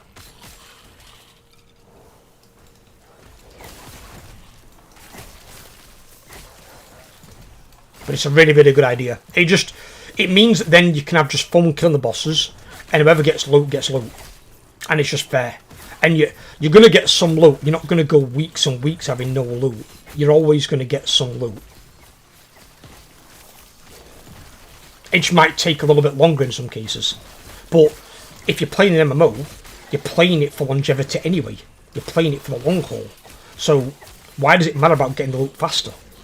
You're still going to get the loot. Because even if there's, say, other people playing the same class as you, and even more so, maybe the same spec, once they've got that piece of loot for that section, if it drops again, they don't need to. So then they can then trade it to you. So it's a win-win. But didn't you say that they're changing that now or something, Overload? Something from War Within? Something's been altered with that group loot. Or it's optional, you can like turn it off or something. Oh, I found the Empire good. The what? The guy that empowers items. Oh, that guy there, yeah, I see him. Give me a second. Hang about, I've got this thing here, Overload, come join me. Yep. Got all these bastards spawning. We'll do them after.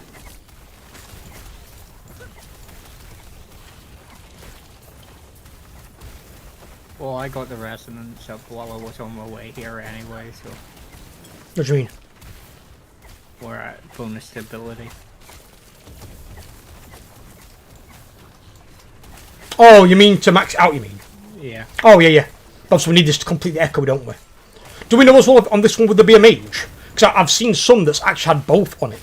Yeah, well, there was no mate on my way around here, so you came the other way if you didn't see him. I didn't see one on the screen, no. Unless there's like an area that I missed. And it's tucked away somewhere.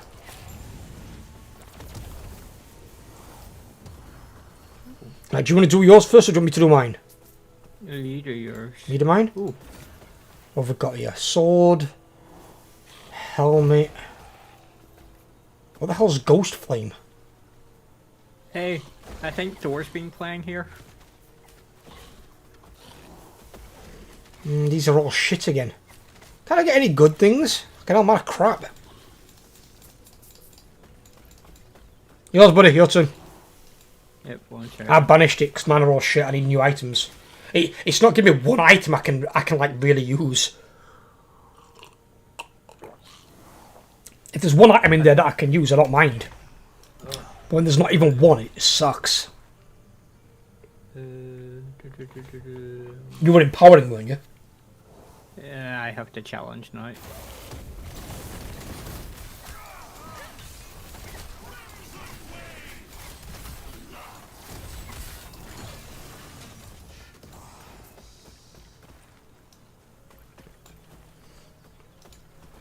Good shit.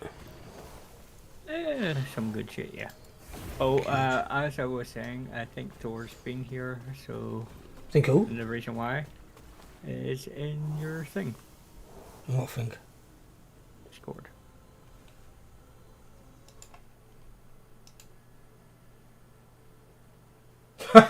Actually called it that. Yeah. And Oh. it's got the thing about...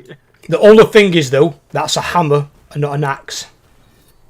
Stormbreaker was an axe, weren't it? Yeah.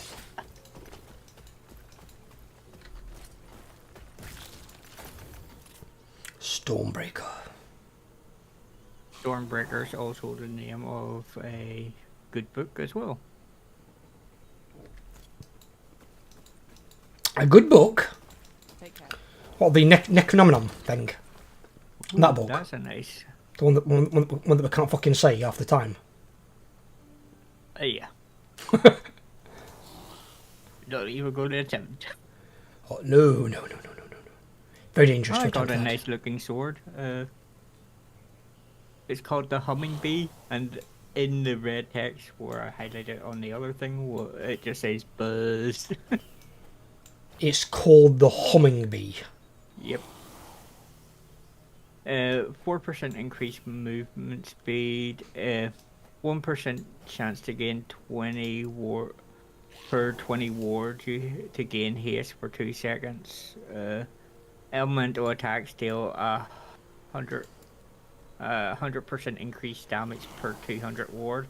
I currently have 943 ward, so that's 400% increased damage from elemental attacks.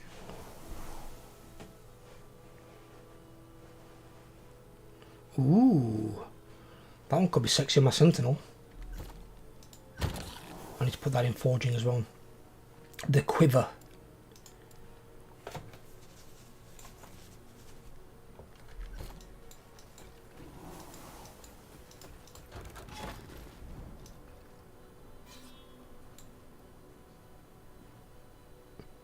Relics. Amulets are over there. We got one of the pissing ones. I need a catalyst. Offhand. What catalyst are you looking for? The one similar to the one that I've got. Commander's Opulent Focus of Warding.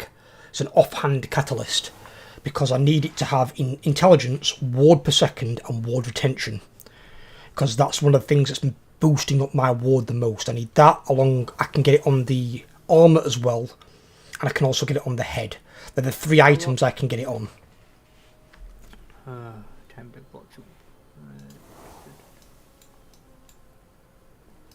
Well, we'll go here because then I can go there. We can do that next obelisk one, and then we've got these 2 here, and I can do relics and amulets on the other side.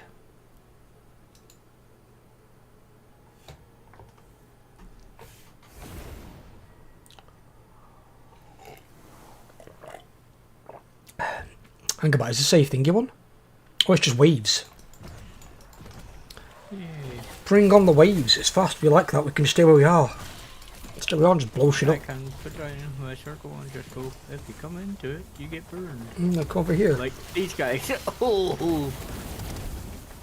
And it explodes. I'm just going to come to you. If they try to attack me, they've got to come inside your circle. Does your circle do anything for me? Does it, like, give me a buff at all? Anything like that? 1 second.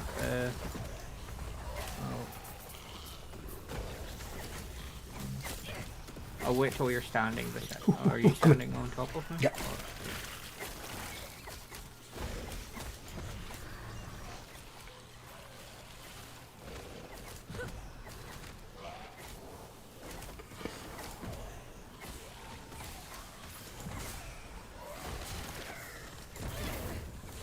Oh, yeah, I think you're 3,000 ward. 3,300. 3,500.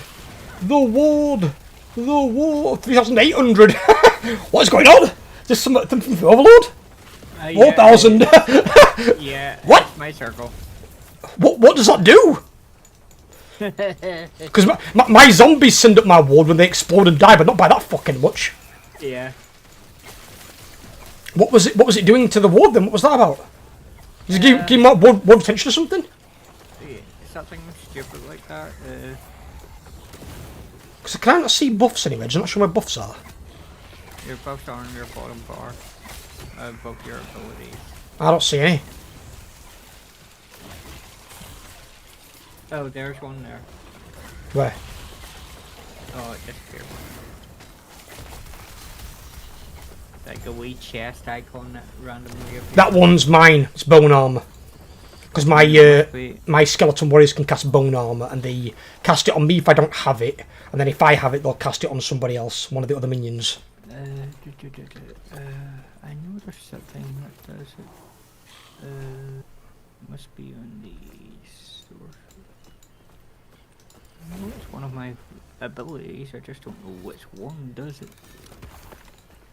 Because see, you will gain from mine, something you will get is from Mr. Mr. Golem. Golem, he grants armor to nearby minions and allies plus 400. So when the Golem's nearby, you should be getting an increase in armor.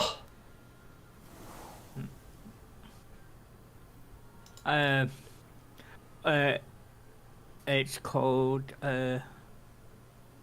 charged reflections.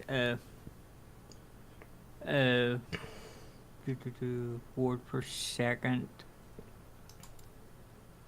per so for every 5% I'm over resistance, you get an extra 5% ward. Alright, okay. See, mine and my skeletons, they can cast bone armor, which grants 8% less damage for 4 seconds, and because I've got bone share, basically it can target allies, so they might cast that on you from time to time as well. So you'll just take 8% less damage flat against everything. The other one that does get me is this one, but I think it's only for the Death Knight himself. It says Skeletal Mages because that's what they start as. But it says Skeletal Mages gain ward over time and have a chance to avoid critical strikes. So mine gets 60 ward per second, critical strike avoidance 100%. But I wonder if I gain that ward per second as well, or just the Skeletal Mage. Because obviously I don't see a ward bar on them, there's nothing like to gauge if they have anything.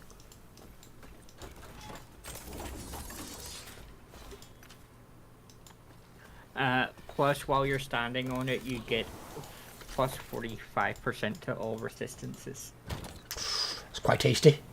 So, 1 second. Look at your where are you standing? There. I'll wait till you're done. I'm here. Your things. Look at your resistances. I'm on it now. Present. Go to activate it. Oh! Look at your Well, everything's maxed except Void. Apparently you don't increase Void. Void. I think Void did, yeah. Oh no, Void did go up. No, it did go up. Yeah. It did. Yeah. See, you max out all of mine except Void. Void goes up to 66%. It's about 9% shy of the max. Yeah. Fucking only hell. got plus 45, so Yeah, but I've got a lot of resistance anyway, so it Yeah. caps all mine out. yeah. Oh god, you said that as well. Look at the fucking modifier on this bastard. Enemies have 25% to all resistances. Screw you, I got 45. Yeah, but they get 20% from us, and obviously you deal fire damage. And a lot of my minions deal necrotic. Oh, my fire damage ignores fire. Oh, it's waves again. We can stay still. We can stay in Overlord's fucking power fucking rune. I'm staying here. I'm staying fucking here. I'm coming inside circle of death. Oh, it's good how your fire beam just reaches that inner circle where they're all walking into. I wonder if do my minions cast bone armor on you at all? Do you get it when they cast it sometimes? Oh, I just have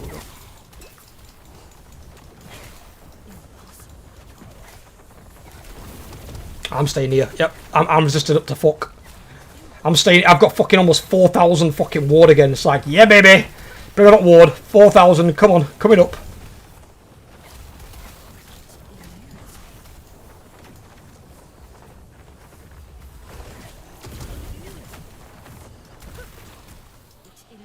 This is the laziest boy gameplay you guys will ever see. Literally, I just sit on Overlord's goddamn rune, and I just every now and then tap volatile zombie. Drink my coffee. Imagine if you could do this in World of Warcraft and a raid boss. Like, oh yes, oh the difficulty. Oh. Imagine if you could have a demonology warlock where you can just have a minion build. And you just literally just summon minions, and then you have. They used to have a warlock that did that, but whenever they brought out the demon hunter, they got rid of it, which stopped me playing. To be honest.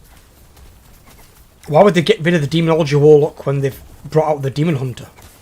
Doesn't make any sense.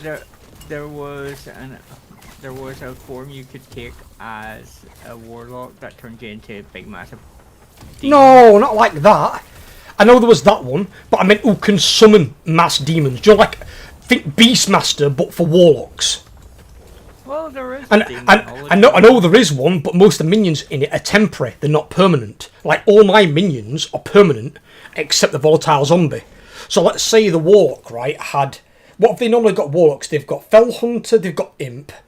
They've got the... What's that big fucker with the axe called? Is it Felguard? I think it's Felguard, isn't it? And then they normally have the Infernal, who's the big bastard. He's like my golem. But he's normally temporary. If they could make all of them permanent, and then they give you a fifth minion that's like, I don't know, some exploding floating demon head, and that basically becomes your attack. That's it. You just summon your minions. They take like 50% less damage anyway, minions. Send your minions into bosses or mobs, they go and fight them and whatever. And then you just spam your fucking exploding head guys. Full laser boy mode. I know I'd fucking play Warlock if they fucking did that. Only Warlock spec I'm actually interested in kind of trying a little bit would be Affliction. And that's because purely it's dots. I would just fucking dot everything. I'd like the COVID-19 spreader of fucking Warlocks.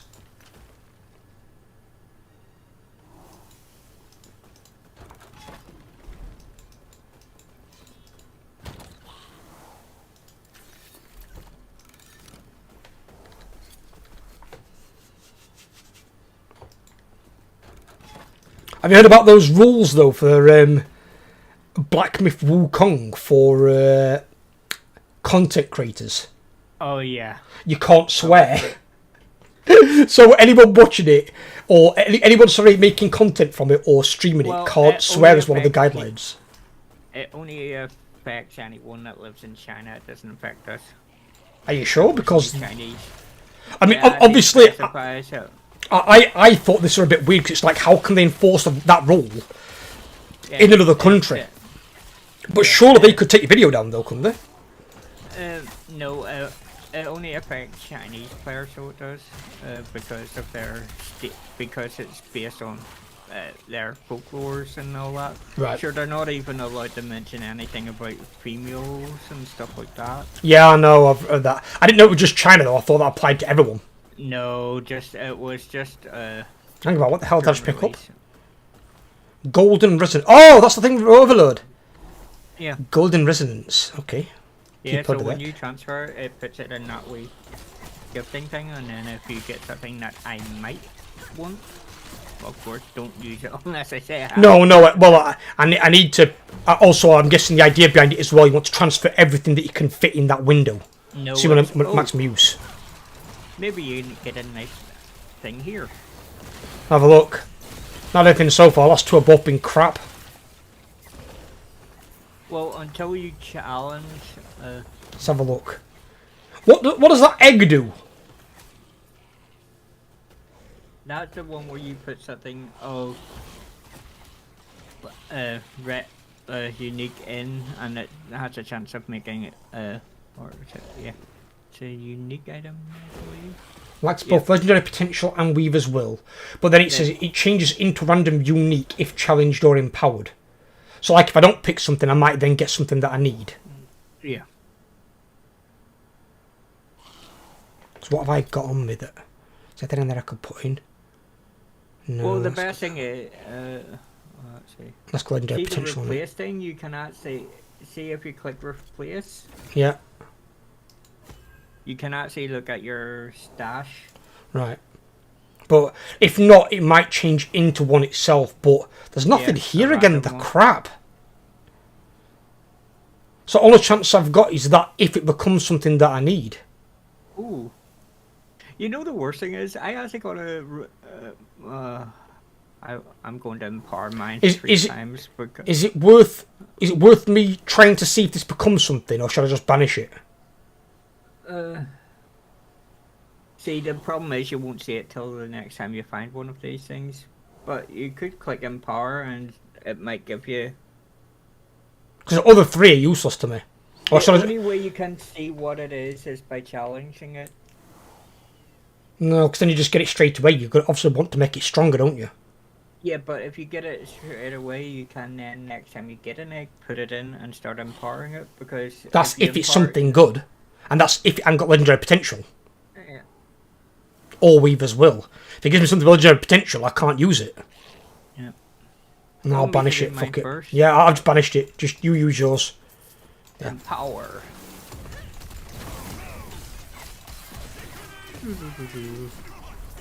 Dead.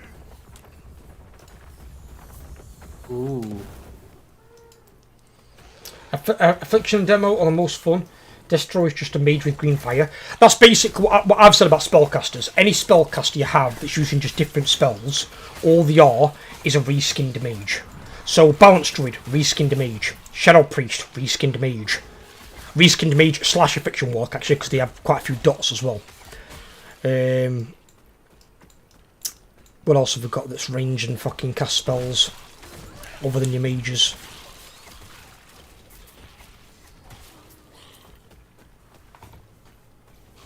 Mystery of the Monk's a healer, so that doesn't apply.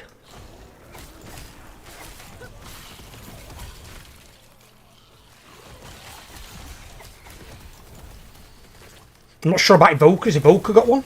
Has Evoker got a caster class? No, healer and Is it healer and buffer, is it?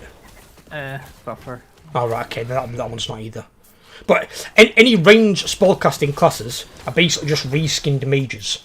And 9 times out of 10, because of what the mage is always, and I do mean this always, and this is for both PvP and PvE, the mage has always had one decent spec. They're usually not the same ones, because usually the primary one for PvP is usually Frost, because it's got lots of crowd control and movement and escapability.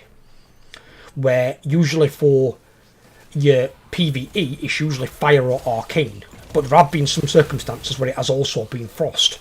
And then you've had the same spec for both PvP and PvE. But like in Mr. Pandaria, I wanted to go outside the grain, I had a Fire Mage for PvP. But I went with a bursty Fire Mage rather than damage over time, because you won't burst in PvP. And my Fire Mage are pretty badass. I at one point put out a million damage, 1.2 million damage in an arena match that lasted less than probably 2 minutes. Smidge?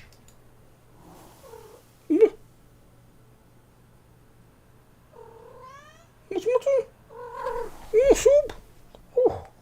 I was about to say, has the cat been fed? She's always getting bloody fed, aren't you? Oh. Cat tax paid. Fucking hell. I'm one that pays taxes to fucking cats. Seems. All the way around.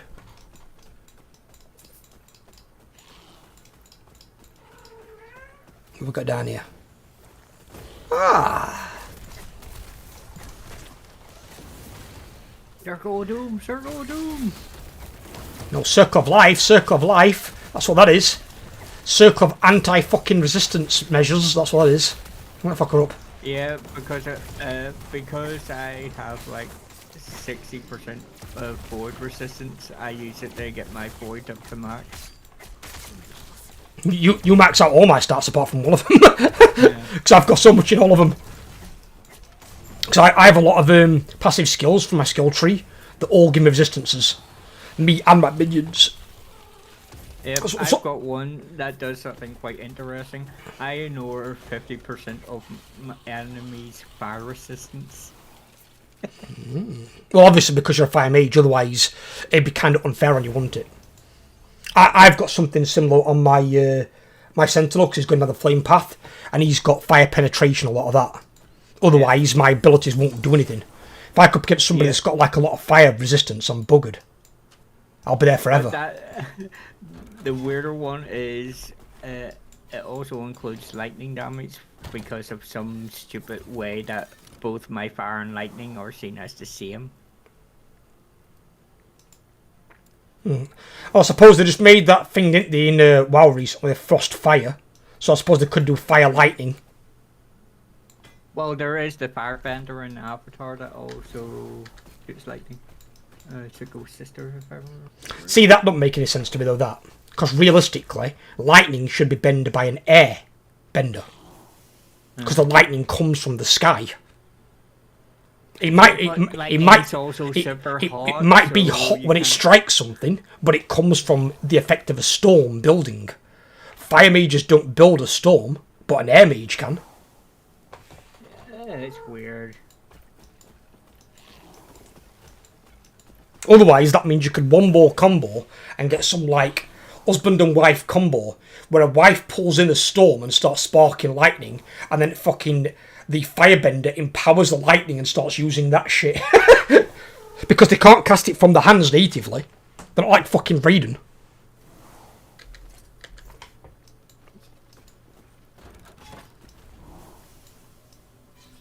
Interesting one is James Cameron's Avatar's next installment, 19th of December next year. He's already working on The fourth. number 6. There's not 6, there's only 5. He's making 5 films. 6. No. I know he shot 3 and 4 together. He's still finishing 4, but ain't got much left.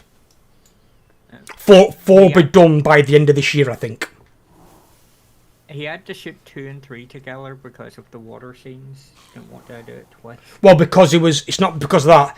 It was using the area off of New Zealand that had been cordoned off. Even scientists couldn't go in until he'd finished filming the underwater scenes. So there's plants and animal life down there, never before seen by scientists, humans, anyone. And he paid the New Zealand government, because it was in their waters, the rights to basically me film here first. Once I'm done, your scientists can come straight in. Because I'll let them know immediately. So then the scientists came in. The 6th of next month, the sequel to Beetlejuice. Oh, no, but about that. Fucking really old. But, can you imagine that though? Can you imagine if the plant life down there, if there's like a plant that can like fucking cure cancer or cure Alzheimer's, and the scientists couldn't get to it because of a film? Imagine how bad that is. They're like, hang about, so people are dying while you're taking multiple years filming a film, and we could have got this cure out to the people. You'd feel fucking robbed if you were one of the ones that were then dying of one of those diseases or whatever, and you could have been cured, but because of some selfish prick fucking producer developer, you can't.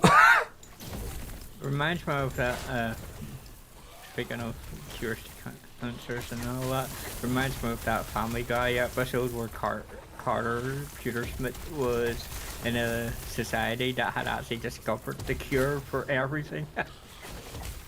There is a scientist, well, what should I say was, he's not anymore because the fucker vanished, which probably means he's dead.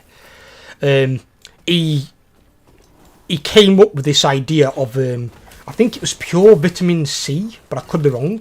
But it was one of the vitamins, but it had to be pure, and I mean like pure. And basically this pure vitamin cured like 90% of all cancers. Like, literally, they were just gone, and they weren't coming back. But it had to be pure. And then when they did the human trials test, they gave him the vitamin wanted, but it wasn't pure, so it didn't work. So then they benched it and said, no, it's not going to work. It's like, well, it weren't pure, that's what I asked for. They're like, you're getting what we give you. So they basically intentionally like sabotage his trials. But then what he did is he also noted down everything he'd done. And then a few months later, the scientist vanished and his lab got mysteriously burnt down by an electrical fire. So that probably means some government agency or some pharmaceutical company's gone in there, killed him, he's vanished, destroyed his lab, and they've taken his notes. And then they're going to sell them when it's best to them. I find a power good guy thingy. Yeah, I see. Oh, I see the mage guy. Do you mean this guy that I've got here? Oh no, I'm on about the other guy. The one that keeps giving me shit items? Yeah. Well, I've got mine here. What do you want to do, mine or yours first? Well, I'll come down to... So I'm not going to do it without you. I'll wait here. Yeah. Oh crap, I just found the boss, so I'm going to run as fast as I can to try and get to you. He's following me. It's fine, bring him with you. We'll kill him here. I'm just clearing out the area anyway. Happened to throw down a few runes that slow him down. Yep. Well, where is he? I don't see shit. Oh, I must have slowed him way down. Or he got stuck. Or he only goes so far. Come back. Don't keep going that way. When he's a fucking mage. If he's not chasing you, we'll go back for him afterwards.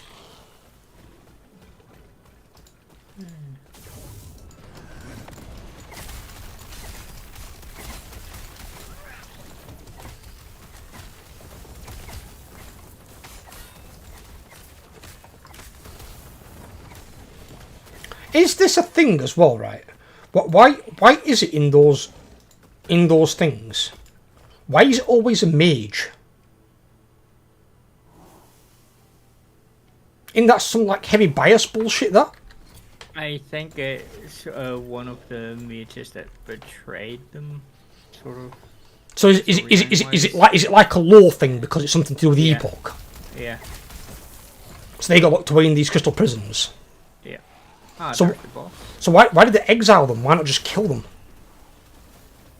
I think it's because they're too powerful to... Oh, well. I was going to say too powerful to kill, but I'm not entirely sure why they're... Oh, that's the boss dead, and then we go... There's a boss in there somewhere? Alright. Yeah. I just thought they were all mobs. Where's Mr. Empowerment? Where's he at? Up this direction. See if I actually get anything that's actually good.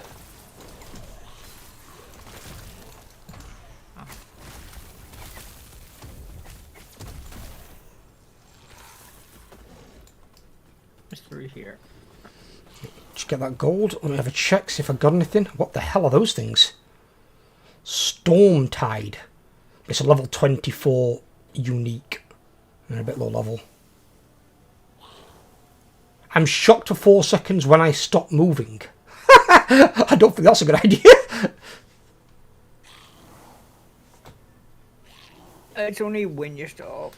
No, I got crap again. Fucking Jesus. Yeah, you go. What? Why does it keep... But your golem's in the way. Gotta move. You fat ass. Oh, so... Ooh. So, explain to me this, right? I don't know if this happened with you. Do you know when you click on your thing, do you get 3 of the same item? Like 3 of the same type? No, it's always randomised. Because the last one that I clicked on had 3 swords. This one that I clicked on had 3 sets of boots. I'm not getting 4 different items, I'm getting 3 of one item and then 1 that's different. I mean, if that would be the case and let's say the boots were good, why would I need 3 pairs of boots? Can't I wear piss in one? Hey Kyle, how you doing, brother?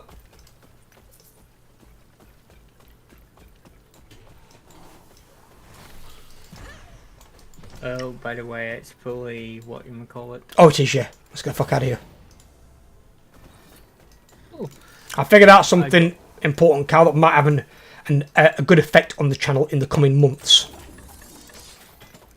Because I'm, well, apparently an idiot. I just didn't know. Your melee dude that you build, is it a vengeance-based one? Is what, sorry? You know your other guy that playing? My Sentinel. Yeah. He uses something called Warpath. Ah, damn. So His not name's vengeance. Warpath. It's not as It'll good. be- Warpath's really, really good. Yeah. So this thing that I got, +3 to vengeance, 48% more hit damage with vengeance against bosses and rare enemies, multiplied with all other modifiers, 45% increased melee attack speed, +5 to all attributes, and 5% movement speed. Not bad. Not bad at all. But no, I've got a very specific build for him. If I do make another character, it'll probably be another Sentinel, but that one will be sword and board. Or, no, one-hander and board. I don't want to limit myself to just a sword. What I've figured out, right, so, have you ever put a video up on YouTube, Kyle? Just so, like, I've got a point of reference. Yes.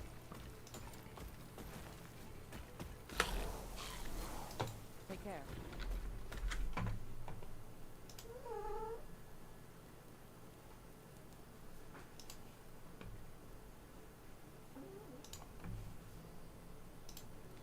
What's up with you?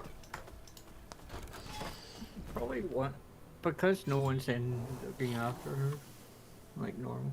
Oh, Jesus. Enemies deal 20% increased damage on this one, Overlord. Hold on. Not really, I've shared a clip from my PlayStation, but nothing other than that. Right. Oh, actually, we can stay where we are. I'm staying right on Overlord's rune. Put that rune down. I ain't fucking budging. They want us, they can come get us. Ooh, that one killing got me. Big fucking elephant. Right, so actually I can take a break on this one because Overlord's got this handled with his rune and my minions will protect me. I'm just going to like put out the odd zombie.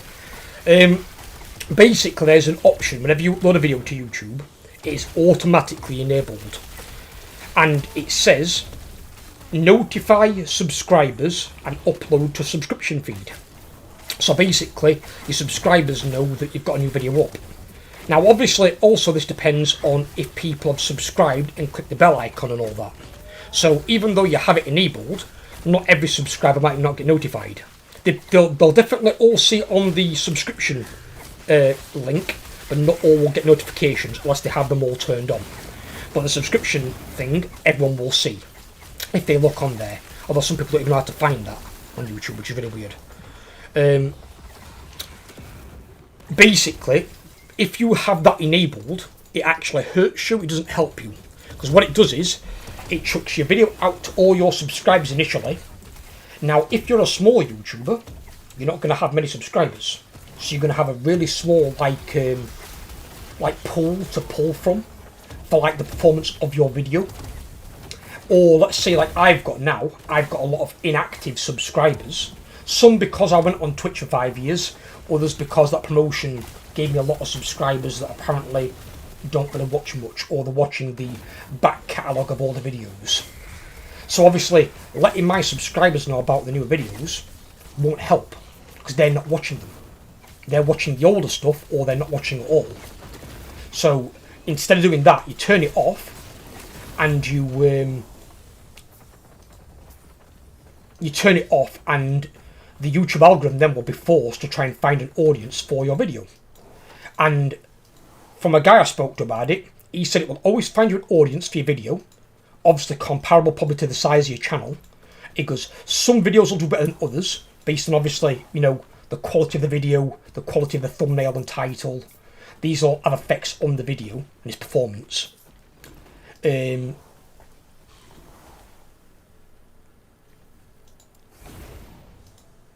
But your video will always find an audience, but it will vary from video to video, but it won't be like ultra low numbers that you might get if you're putting your video out to like a really small channel or a dead subscriber base. So like, let's say for example you had 100 subscribers.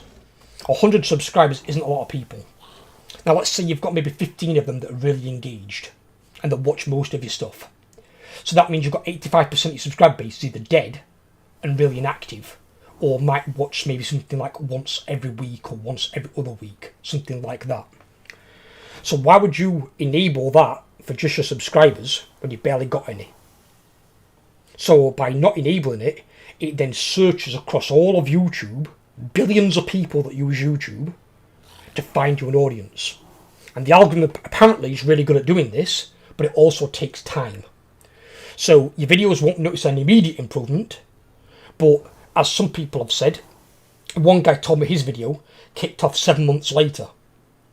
One of his videos took 1 year and 3 months, but then it went from something like 2,200 views to something like 130,000 views, like almost overnight. So it finds you an audience, but it takes time to do so. So it'll feel it out by chucking out impressions in front of certain people and seeing who interacts with it. And the ones that interact with it, again, how long they watch. The more the video they watch, the algorithm will say, right, well, that's the right person if they've watched, say, at least 60%, for argument's sake. If somebody clicks on it and watches 15%, they're not the target audience, because they clearly either don't want to watch that video or don't like that particular game. Something like that, in terms of my case directly. So I've now turned it off all of my new videos. The 2 that came out yesterday have got it turned off, and the one that's come out this morning's got it turned off. The one that's going up tonight will also have it turned off. You can't turn it off on streams. Streams, it's not available to be turned off. It's off initially while the stream is live, and then it's auto-enabled when the stream becomes a VOD. And then obviously you can't turn it off when the video is public. But that should hopefully help out, because being that a lot of my subscribers aren't very active or aren't watching enough of the current stuff, I can then find an audience that will. So when I read it, I'll be honest with you, Kyle, I felt so fucking stupid, because, and then I was speaking to this guy about it as well, and he said, well, think about it. He goes, let's for argument's sake say you've got 1,500 subscribers, which you've got. He said, let's say you've got 300 active subscribers. Let's say they're watching your content, you know, throughout varying parts of the day or the week.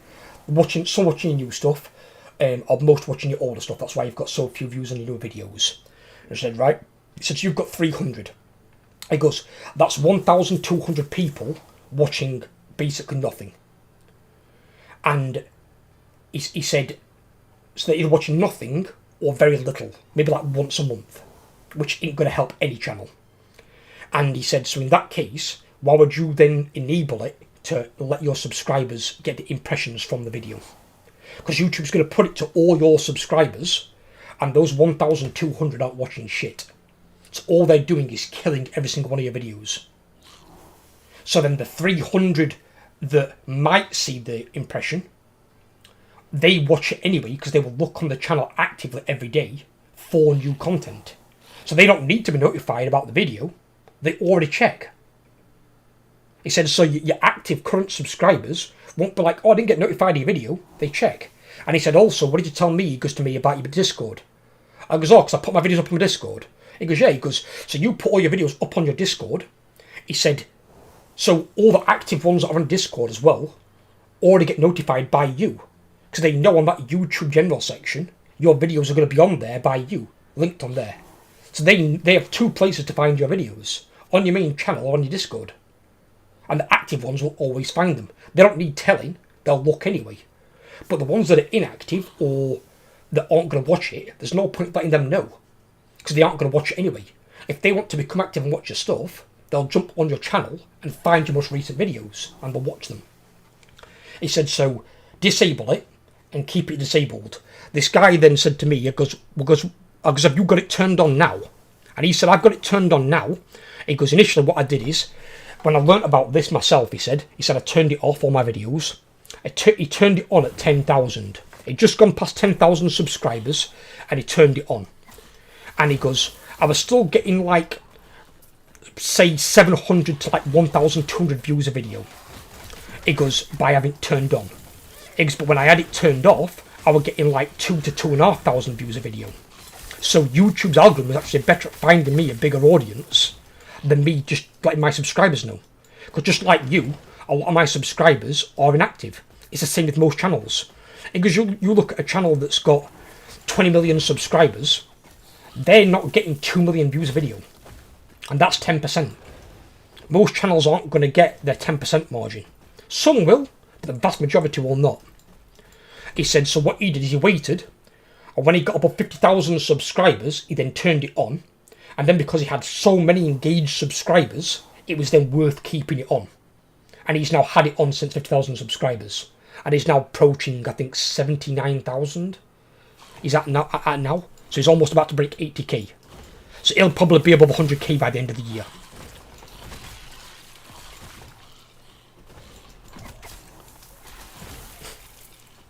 But yeah, I know what you're saying, don't feel stupid every day is a school day, but obviously it's something I didn't even consider because it's automatically on. And it's like, at the time I was thinking, well, why would I not tell my subscribers I've got a new video out? But then look at it from his point of view that he made me realise, it's like, well, my subscribers already know that I'm making content. Because they check the channel every day if they're watching, they'll know. So they don't need to know. The people that need to know are the ones who don't know who I am, which is going to be the majority of the fucking platform. I mean, other day, my brother was telling me about somebody he watches who's got 24 million subscribers. Never heard of him. Never heard of him in my life. But the reason for it is, I don't watch that type of content. So YouTube would never recommend me that type of content because I don't watch it. So even a channel that size, that's massive, I've never even heard of. So me being at 1,005 subscribers, well, I'm a lot bigger than what I were a few months ago, I'm still a small fry. So me trying to find new audiences for my videos is the better idea.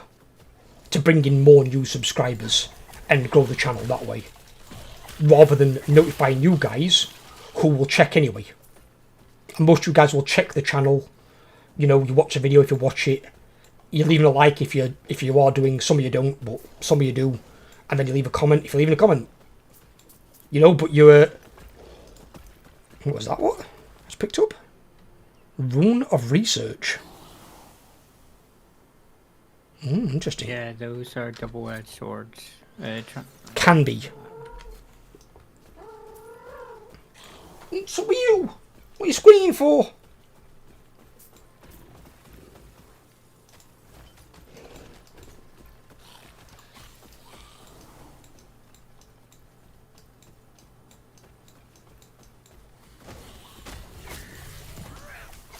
Always funny to hear Misty talk. She's a right little chirper.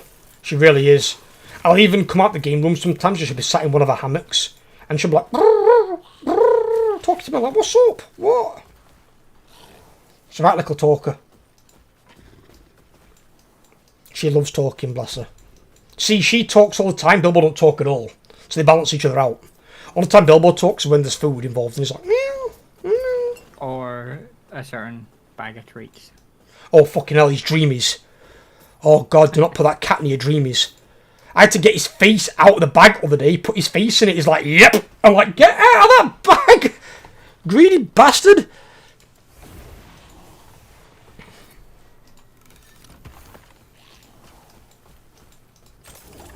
He's like, Dad, I want to live inside that bag with those foods.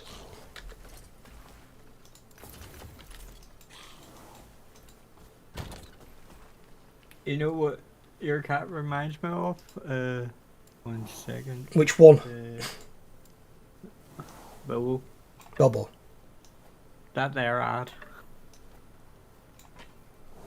That there ad, what? Discord.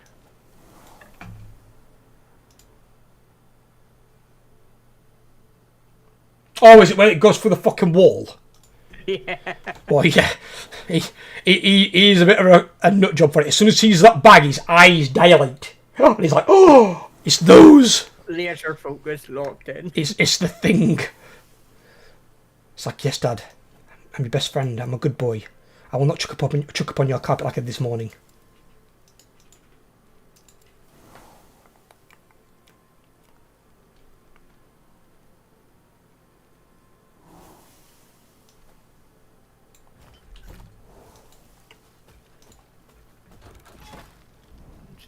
Let me see. I wonder if it's worth me going back to Observatory actually as well. Me, oh fuck. My eyes open. Nope. Yeah, go back there. Fuck it.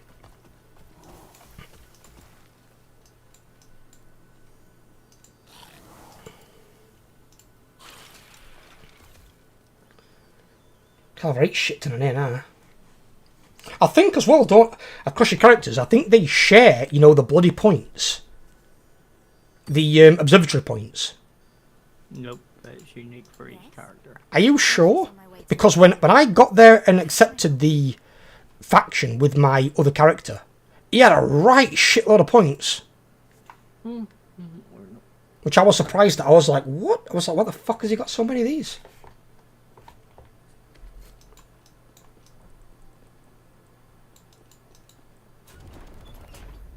At least it's a lot easier to get to the observatory now that you know you can do it the other way.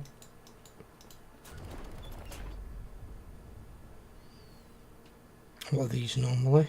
Are they rooms? Rooms, yes. Glyph. Idol. We don't care about that at the moment. This one's armour, boots, helmet. Right, okay. This one's wands and thingamajigs. Catalysts. Catalysts. Yes. Oh, give me one of them.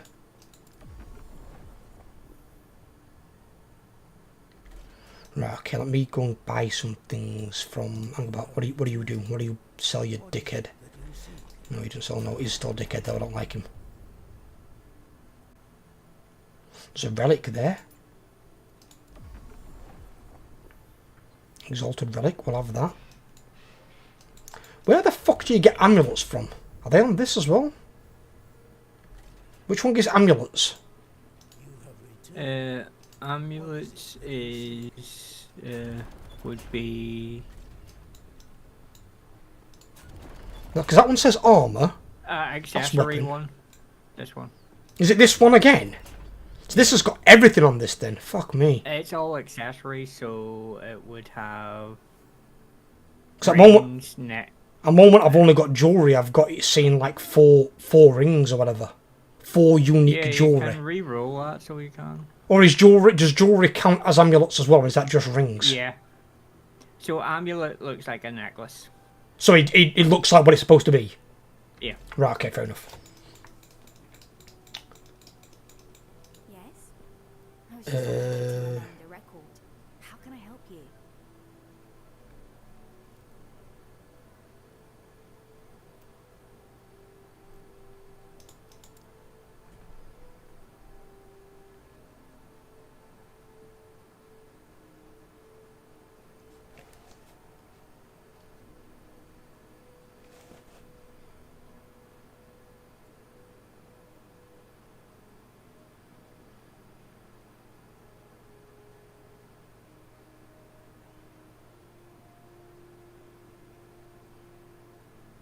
Wouldn't you want that on every single one, Overlord?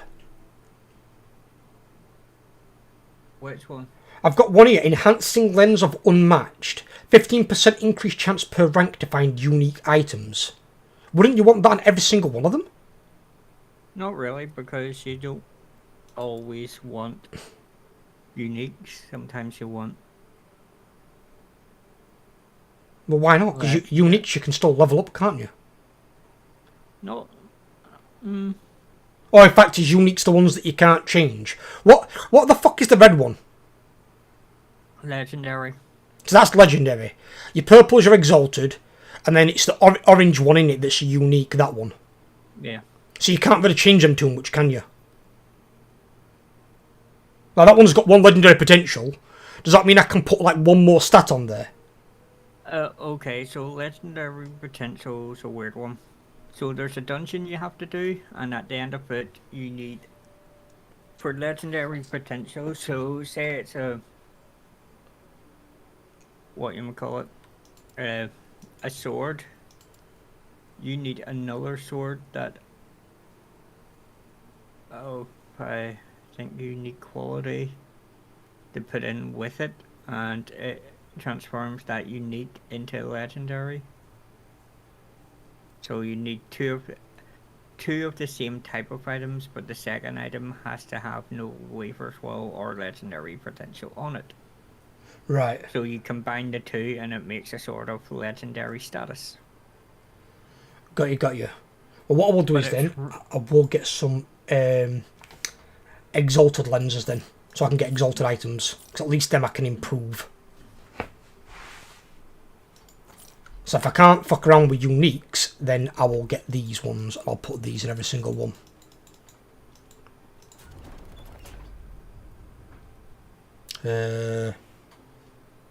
How do I put the item in? Is that it? There we go.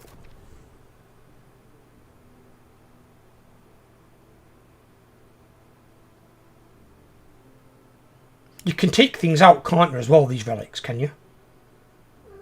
Yeah, I think so, anyway. I've never actually attempted to.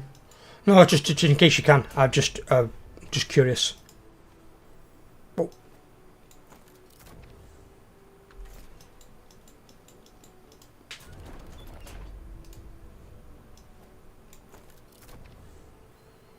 Just so I don't get rare bullshit all the time, because I fucking hate rares. I want purple or better at this point.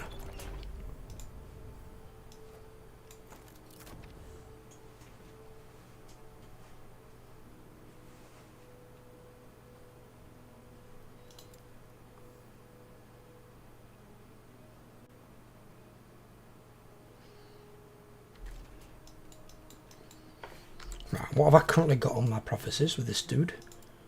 I've got Exalted Relic times 3, Deaths of Siege Golem.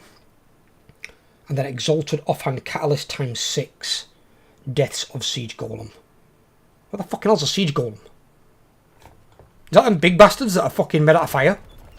Yeah. So we've just got to randomly come across them or something? Yeah.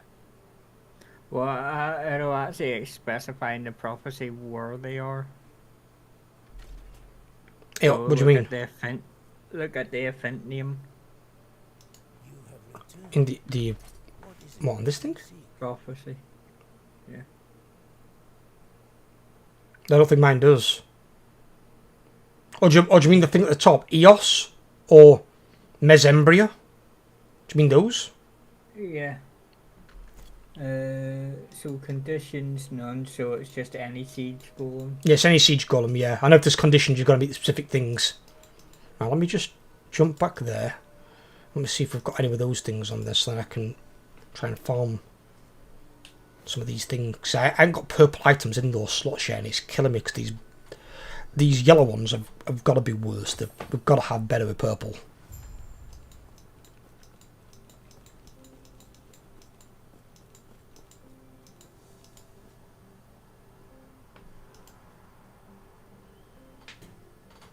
If I try and target purples instead of uniques, uniques aren't bad, but you can't really then do much with them in terms of like altering their potential. Where at least purple ones you can make really fucking good because they become legendary. Legendary always appear to be better than unique, aren't they?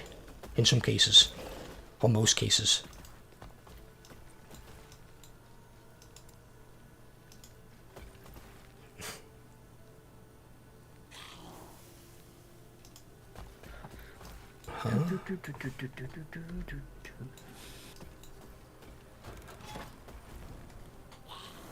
Where the hell am I?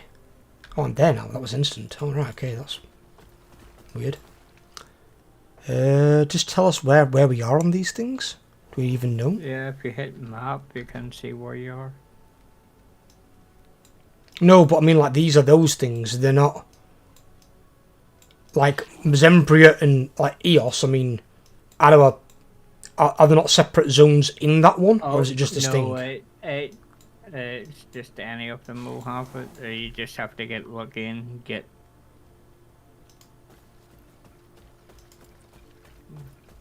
Oh, in fact, no, you click on that says Barren Slums. Have any of these could be in Zembria or anything? It's randomized.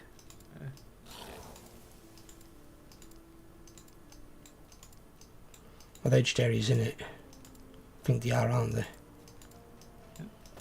Yeah, they are. Okay. So, in which case then, let's go to this one. We'll expand it a bit further. Loaded. Barren slums. Well, yes, so hopefully, anyway, the testing, hopefully now we've got the algorithm doing what apparently it does best.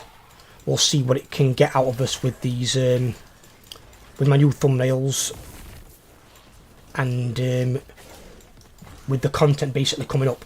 So I've started the new game now. The new game, though, does have a flaw in it. I will let you guys know. One flaw. The game's very good because it's like Unreal 5 graphics. It's awesome. It plays very smooth, very well. What But Close to the Sun. The one problem in it, there's no way to save the game. It saves between chapters. So I've got to do an entire chapter at one time, and then it will save when I go into the next chapter. And then I've got to stop the recording there. So I found that out after the first part. I tried keeping it at a relevant time. So I'm going to have to record an entire chapter, and if it's too long, split it in half and put a custom outro at the end. It's the only way I can really do it. Because there's no other way for me to do that, because I don't know how long the chapters are going to be. At the moment they're not too bad, but if they get longer later on, I have got no way to, like, know that I manage that. Most games usually have either an auto-save system, manual save, which is usually the best one, because you've got the most control, or they have, like, save checkpoints, like you do in, like, Alien Isolation. So you literally go up to a device in the game and save yourself, but it can only be done at certain locations where there's a save station sort of thing. I don't mind which one of those they use personally, as long as they use one of the three. I think the one that I like the least is probably the autosave one, because that one you can't control. It's just at a certain point it will autosave. I'd rather it be manual or like a save station thing. I like to have control when it comes to saving games. Example, what's happened with Total War Warhammer. Total War Warhammer the other night, it crashed on me after a battle. If I have a manual save, I'd have to go back through that entire fucking turn. And when you're fighting sometimes 2-3 battles a turn, you don't want to have to redo all that. I haven't got that kind of time where I can just waste it on that shit. And that's why I don't like the Iron Man mode thing. It doesn't make the game harder, it just punishes you more when the game crashes. And because Warhammer crashes a lot, because they're always like hot fixing it and fucking around with it, the Iron Man mode doesn't really work. That will end your campaigns very officially. Because I will not be redoing the same turn fucking 3 and 4 times. I record on my non-stream days 8 videos a day, then make the thumbnails for them, edit them if they need editing, which most of them do to some degree. I can't waste that kind of time. Otherwise I won't be doing 8 videos a day. Stability maxed. Nice. Saw an ad for PoE2 last night, catching up on Alone in the House. It looked good.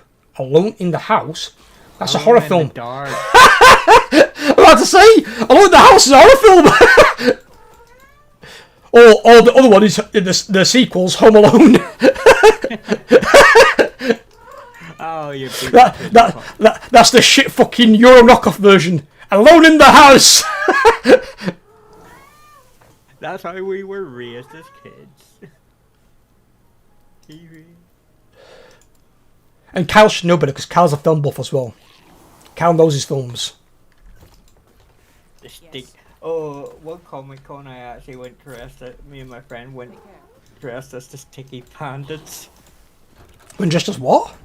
The Sticky Bandits from Home Alone. Oh God, Marvin fucking thingy. Yeah. Shut up, Marv! I even had like a I actually got an old hat and actually burnt the top of it and then tipped the top of my hair to make it look like I had just went through the gauntlet. What's so iconic of all things is Marv's scream. Especially at the end of the second film. You cannot beat that man's scream. His scream is literally the gold tier standard of screams. A man screaming and getting that decibel level, that is some shit, that is. Whenever I watch that, or like when he's fucking electrocuting himself in fucking basement of the house, and he's like, it's so good, I just fucking laugh my fucking tits off. It's like, what's he doing? Oh, his scream, Marv's scream just gets me. He's like, give up, put you're thirsty for more. Never! What's up with you? What? I've heard your screams all the time. I still find it funny. Never the same when they changed the Home Alone series and used that crappy little kid that they're now using. Well, they not changed it. They just were doing it with different families, weren't they? Because they like Home Alone 3 had Scarlett Johansson in it when she was really young. So it's just they used a different family. Oh, saying that, I was watching one of my favourite,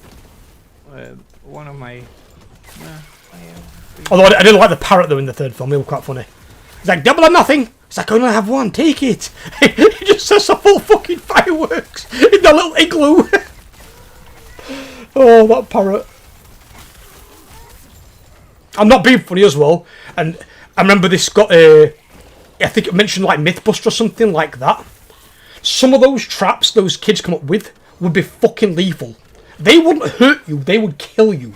You would be dead. Well, the flamethrower for one.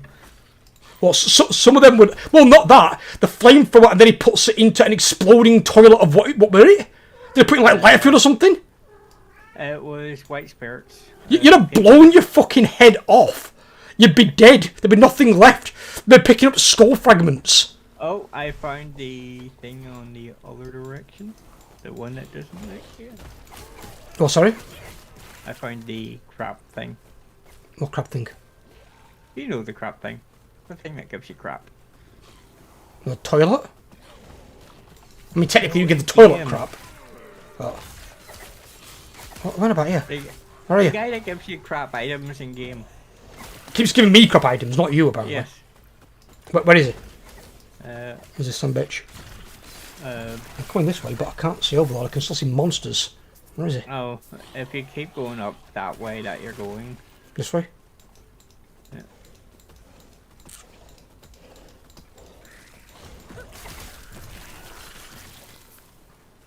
You should see my red beam. There you go. This way. What shit's he got me this time? Got me anything fucking good? I should be able to get my items that I've been empowering for the last 3 turns. That's good, at least you get something nice out of it. It'd be nice if I actually got an item on there that I actually could be worth empowering. What have we got here? What's this thing? A rogue relic? Well, I don't have a rogue, so that's fucking useless. I've got a ring. 200 staff, and then we've got that thing. I mean, if it empowers the ring high enough, it could maybe work. But then again, it's lightning damage. Or 3 times. But then again, I suppose it depends what that becomes. No,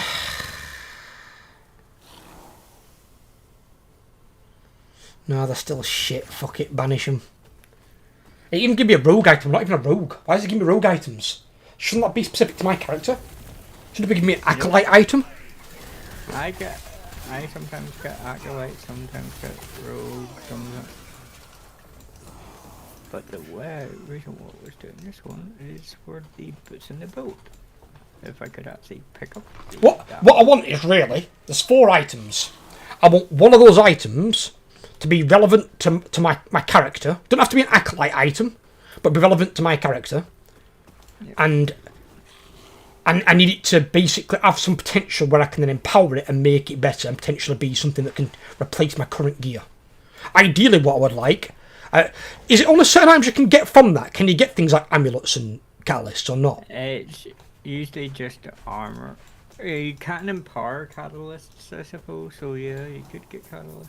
Well, you can empower anything. Yeah. So I'd assume you can get any item, but I've only seen rings, belts, weapons, armor. But obviously, armor is... I've seen it: helmets, boots, and gloves. Yep. I've actually seen shields, so yeah, you can get... It would be a catalyst as well, because that's in the same slot as a shield. Yeah. I've not seen relics yet. Can you get relics from that thing? No. You can't. No. What about amulets? I'm assuming you can, because you can get rings. Yeah. So the gloves I got, 39% increased critical strike chance. 116% chance to shred fire resistance with every tornado. 30% chance while to cast stationary fire tornado at nearby enemy on hit. 3-second cooldown. 45% increased fire damage, 37% increased fire resistance, and 23% armor. Very nice.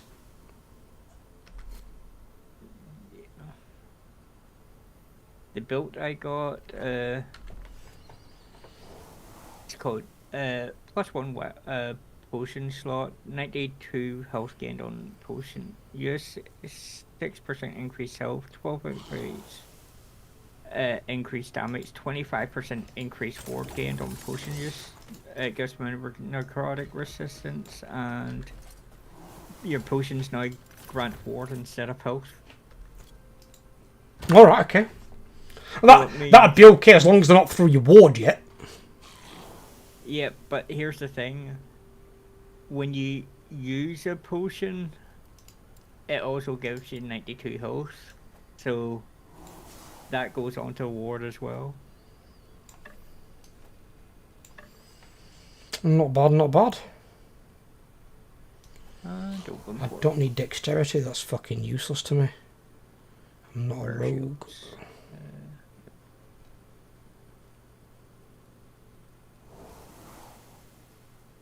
Oh, that's right. I have to quickly teleport to time.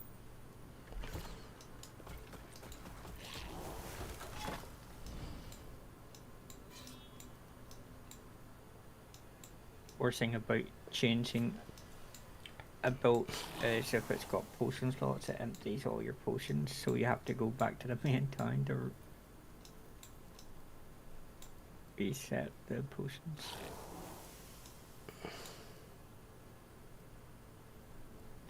Just want to drink one potion just to see.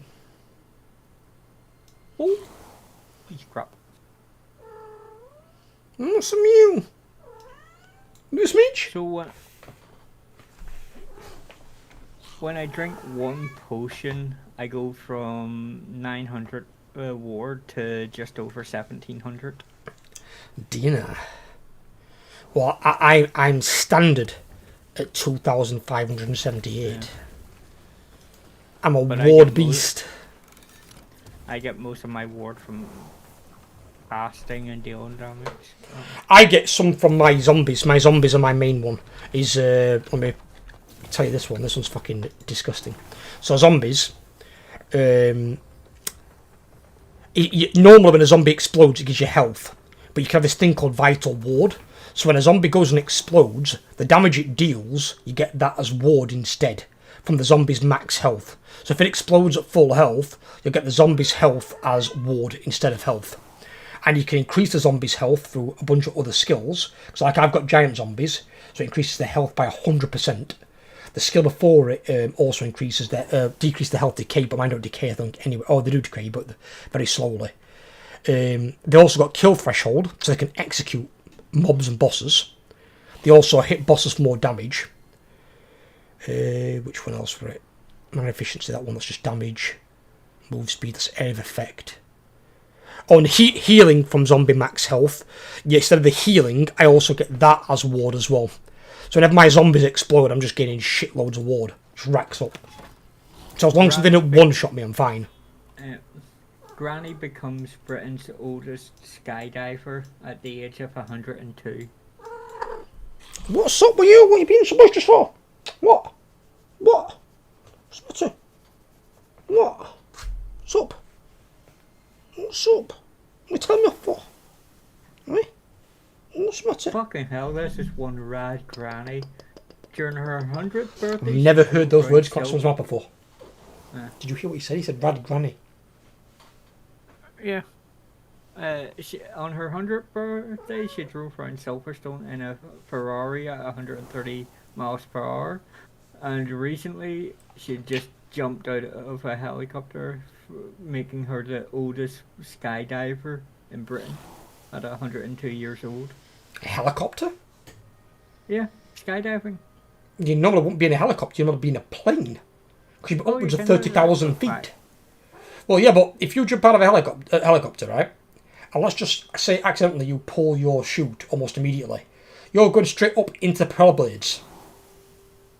Planes don't have propeller blades. And when they drop you, you then fall behind the plane as it's flying in one direction really quickly. Helicopters aren't as fast as a plane. That seems rather risky. I wouldn't fucking skydive in a fucking helicopter. It'd be a plane or nothing. And I'd be going out the back of the plane as well. Not fucking side where fucking engines and shit are. Fuck that. Right. Give me a sec, Overlord. Entertain the masses. I'm just going to feed these cats. I think I'll go away to entertain you all. Huh. Don't know if anyone's actually watching. Is anyone watching?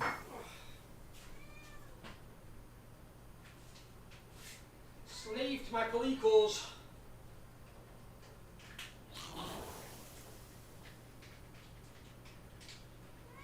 No, but you can be my colico in Monster Hunter Wilds. You're going to come and be my colico, eh? Are you going to come and defend me, my colico? I'll make a fat lunch like you. Try and get the same purple. Make a nice fat chunky colico. Because to be fair, he's got fucking damage like you do.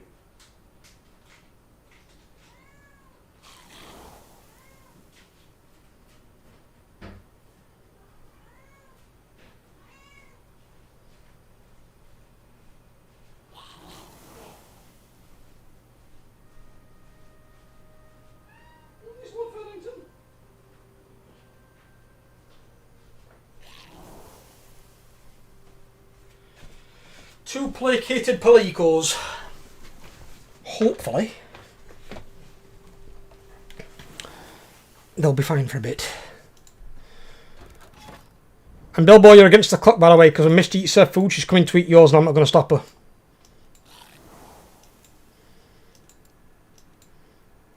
Lord of the Jungle eats his food fast or she eats it for him?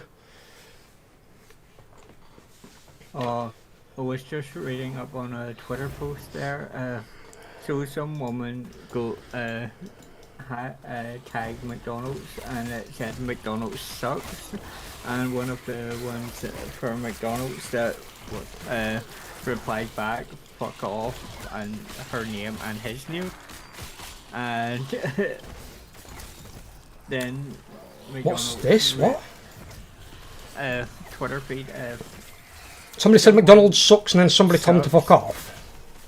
Someone who was monitoring the McDonald's Twitter feed told them to fuck off and put their first name down at the end of the post. And then the next message says, we're sorry about your guys' actions. We have let him go. Please accept this free coupon. But she's just told them that McDonald's sucks. And they apologise and give her a coupon for McDonald's. Right, but why is this person going into a feed and saying it sucks, and then why is somebody else telling her to fuck off? I'm assuming the person told to fuck off was an employee then, yes? Yeah, an employee of McDonald's, and he's now been McDonald's employee apologized for their employee telling her to fuck off, as well as offering her a free coupon for But McDonald's. why is she going in there and saying they suck? Probably to get a free coupon. What, when she doesn't like the stuff? Does that make any sense, Yeah. you tard? Which is why, oh, there's my fire tornado. So really, this person's going in there just being a toxic arsehole, this woman. In which case, they should have just banned her for being a dickhead. This is a riveting story. I won't go that far, Ethan. It's a fucking weird story. Use that to be referred to as alone in the dark, alone in the house. Fire. Well, I've come to the change, Ethan, anyway, with some things I can do on the channel to help things improve. So we're going to test it. We're going to test it over the coming months and years and see what happens. But I should now finally be on the right track. Hopefully not the track I diverted the train onto.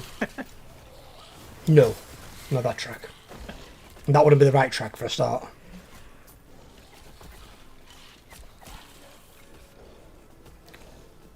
What's the change? My thought would have been for that solution is if they're dumb enough to be on the track, they get what's coming to them. A train. You've uploaded videos to YouTube, right, Ethan? Hey, fire tornado. That's actually kind of cool. Flame Nado. So, do you know when if you go onto one of your videos now and you click on edit on the video, so like when you could like put in your tags and your descriptions and stuff, scroll down, do you see an option on there called notify subscribers and subscription feed, something like that? I forget what the exact words are. Maybe you can type it for me in chat.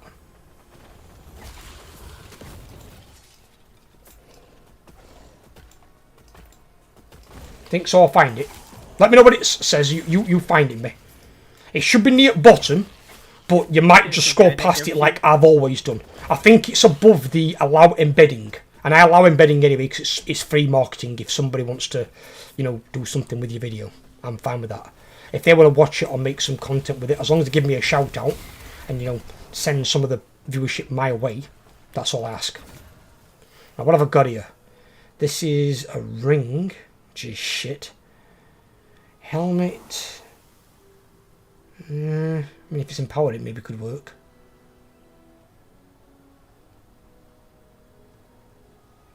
I mean, we'll empower these and give these a go. These ones might maybe be okay. Fuck this guy up. Die, you bastard. And I'll do my one. Now you do yours, we'll kill yours as well.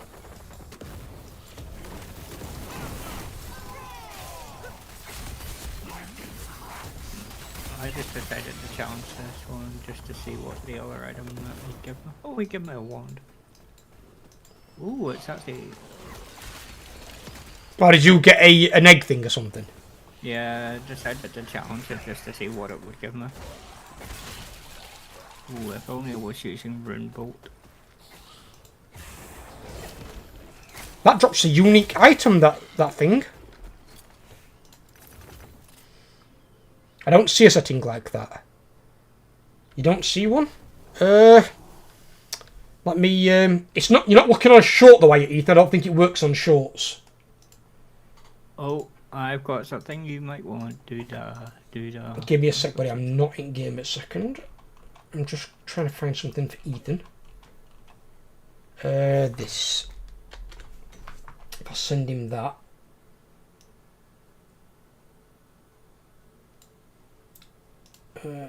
Where's Ethan? Ethan, there he is. I've sent it on Discord, Ethan, as a screenshot. What's this? What the fuck? Why 10 maximum wraiths? Yeah. I know it's two-handed, but I thought you'd like that. No, for two-handed I won't know, because I do need a catalyst. Yep. Otherwise I have no survivability. And +2 to summon Wraith as well. No. You have that ticked, right. That's the problem. I've had that ticked my entire YouTube life. You're supposed to not have it ticked.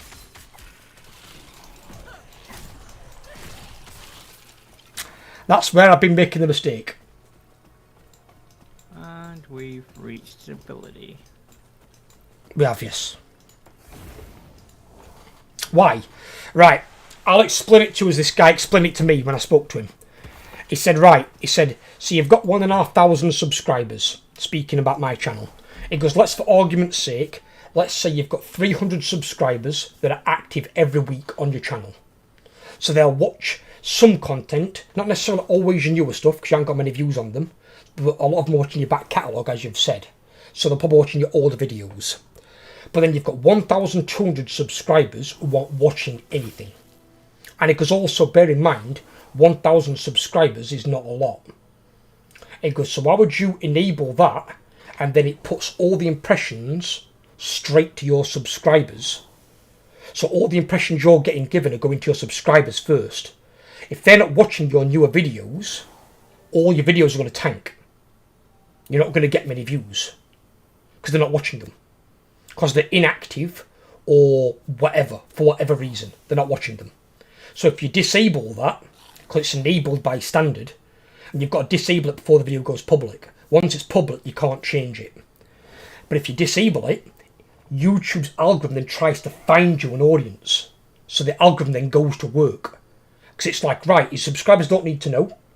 Let's find the own audience for this video. And this guy in question told me, he said, it will always find you an audience, but it will obviously be based on the size of your channel and how good your content is in the video and how good your thumbnail and title are. They'll be the main factors. Obviously the title and thumbnail for the click, and then your video for the watch time retention, how good it actually is. It will find you an audience, but it will vary in size. But what he did is, he had it on initial like I did, but he turned his off sooner than me. When he got to 10,000 subscribers, he turned it back on.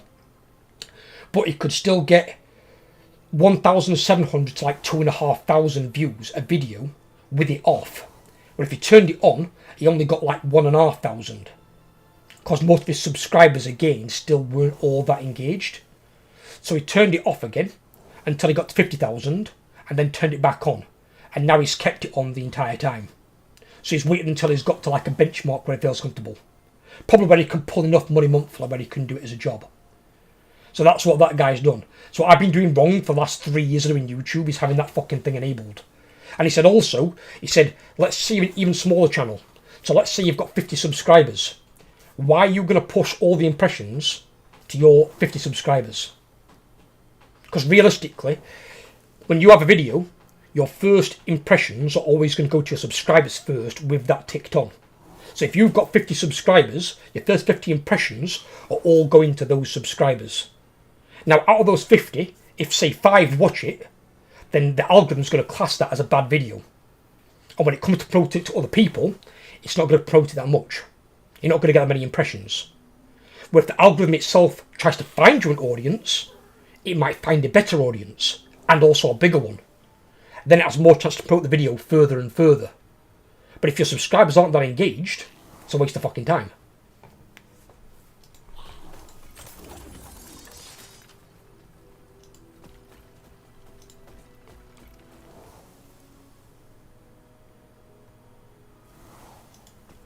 I don't need that, that's weird.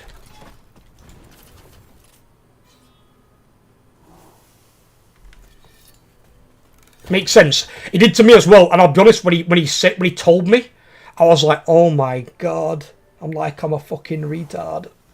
I actually said it, I was like, are you kidding me? And I got Ella to come in and read it, and she's like, you lemon. And I'm like, I didn't fucking know. The thing's auto-enabled on every video. And it's not like you go into your settings and disable it, it's automatically on every single video. So you've got to upload your videos, either unlisted or private, which I've been doing anyway. But then you've got to disable it in each individual video. I've got 3,000 fucking videos on the channel. I didn't know.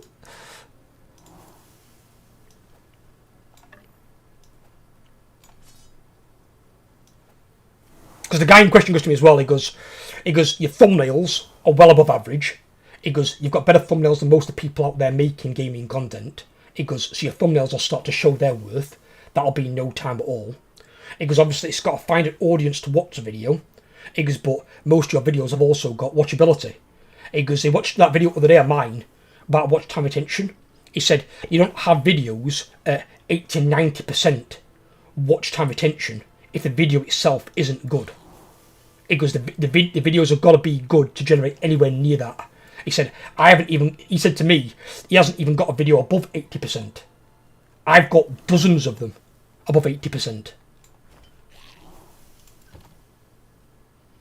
Was that including both mine and your thumbnails? Yeah, because obviously you're basing it on the number of views. Not the watch time retention, you're basing it on the views. Because obviously the thumbnail and the title is for the click. Like some of yours that really stand out that people mentioned. The Scarbrand thumbnail, really top end. The cultist guy, forgot his fucking name. Well, the other one he mentioned that I really, really liked. The Outlast Trials one, the one that did pop off. You know, the last one. That got like 5,000 views. It's like my most watched video. That one he said really good. I'm sure there was something else as well. Oh, the Amnesia one. Amnesia, the Bunker. He liked that one as well. He said some of these are really flashy, really good. And he said if you look at other people's that have made content about the same character or the same game, they're not as good as yours. He goes, and then yours, now you've got your face on it. He goes, your face being bigger, people are going to be drawn more to that because it's showing who you are. And it's unique to you because you're showing, you know, it's me. It's, you know, I'm this person sort of thing. So he said that will help you a lot as well. Yes. Because people always respond to a good face. And take care.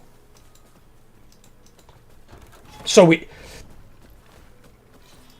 in terms of what the thumbnails are doing, the traction wise, they're all doing well with what they do. Just what I was doing wrong were I was putting it all on my subscribers. And because I've got like 1,500 subs, if you have that enabled, in my case, it means the first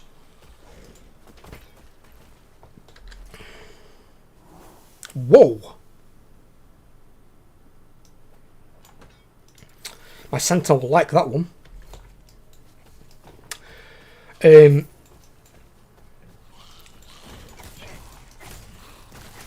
He said basically because a lot of yours are inactive as well, but basically my first 1,500 impressions are going to be wasted on my subscribers, essentially. It's not exactly that way, because some of them do go to like an outside audience. It's not an exact one-for-one.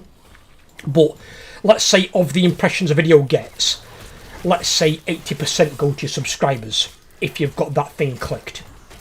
So then 80% of them are going to the people on my channel. If they're the ones that are inactive, and they're not watching the video, it tanks the video. 20% alone won't get your video to be picked up by the algorithm and say it's a good video. And that's assuming of those 20% that they click it and watch it. They're not all guaranteed to either. But if you have it clicked off, none of the impressions go to your subscribers. All of them go to an outside audience for the algorithm to find you an audience for your video. So then 100% of the impressions all go to people who aren't subscribed to your channel. That's how they work it.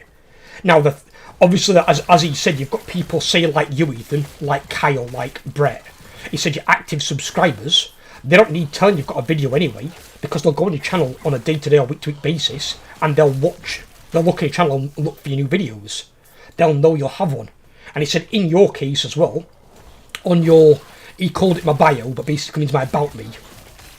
My about me and my descriptions tells you guys that I upload 2 videos every day. One in the morning, one in the evening, and the exact time. So you guys know I'm doing 2 videos a day anyway. So I've got even less reason to have that enabled. He said they all know what you're doing with your videos. They expect 2 videos per day. So you've got even less reason for you to use it than anyone else, really. He says channels like mine, he said he does 1 video a day. But I sometimes miss a day if I'm really busy and I'm hunkered down to other things. But also, he doesn't always stick to the same time schedule. He sometimes has different times per day. So for him, his is not as static as mine is. where I can be really static. People know that every day at 10 a.m. at morning and 7 p.m. at night, they're getting a video. With the exception of Friday, where the evening video goes up later because of the stream. But that is the only day that's different.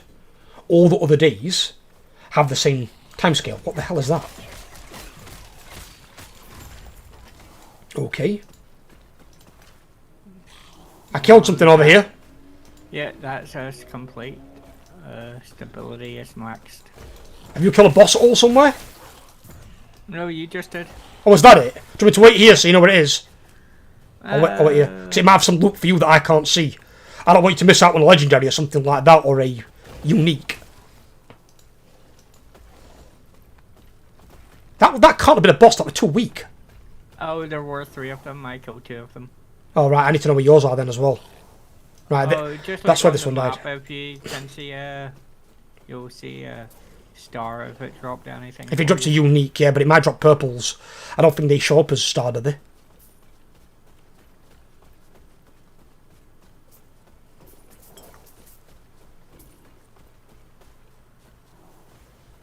Release, I think.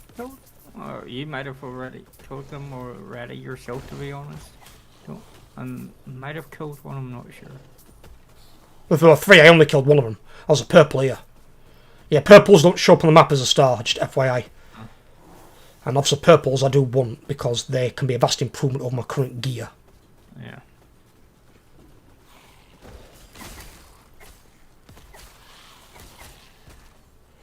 So we need to try and stick together where we can, ideally.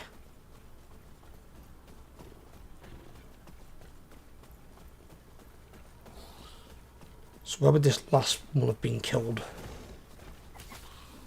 Oh.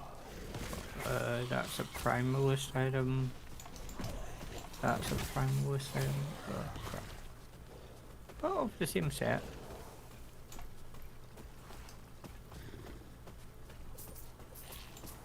Boardman's plank. What? Boardman's plank. Scepter. It's just a 2x4 with some runes etched into it. Fucking... Are you kidding me?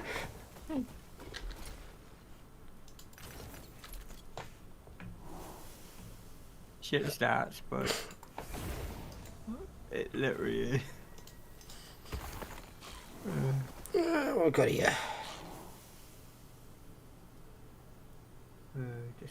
Discord, send to Spectre. Oh, crap. And that is Boardman's plank. An idol.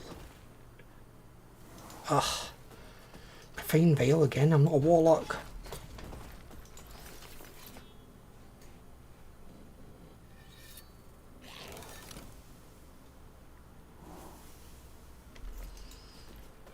That is Boardman's plank, so it is.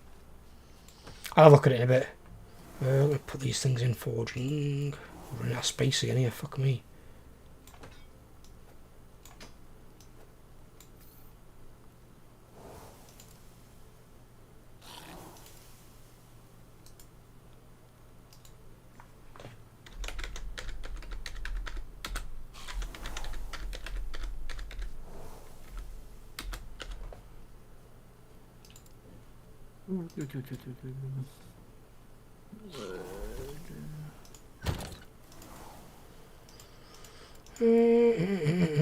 Idols. One. Ooh, where the hell did that happen? Close to me. Right, we've done that now. We can just go to Bengari.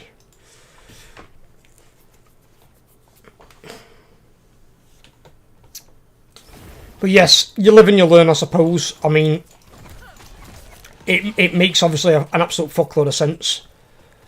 I didn't even realise. And I think, as you said there, I think maybe you might have even missed it on yours. That's how in obscure it is to fucking, like, read. You just don't even notice it's there. And I was like, alright. But, as he said with some of his videos, some of that guy's videos took several months to, like, find an audience. But then he was gaining, like, I don't know, say a few dozen like views a week or something like that, or a few dozen views a day, and then all of a sudden one of his videos just took off and got like 130,000 views overnight, just exploded up there. And that's just obviously the algorithm just taking its time and eventually found its audience. And then that's why I always try and make the best quality content I possibly can. So then anyone that comes across any video, that could be the video that pops off.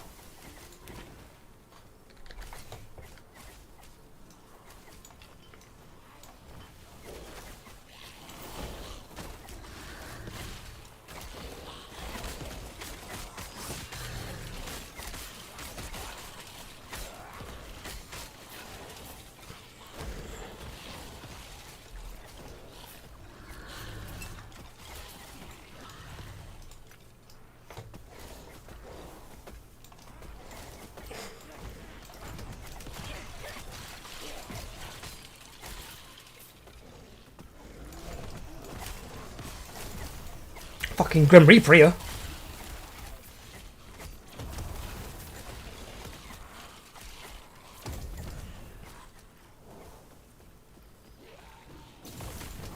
Another one. Fucking Grim Reapers.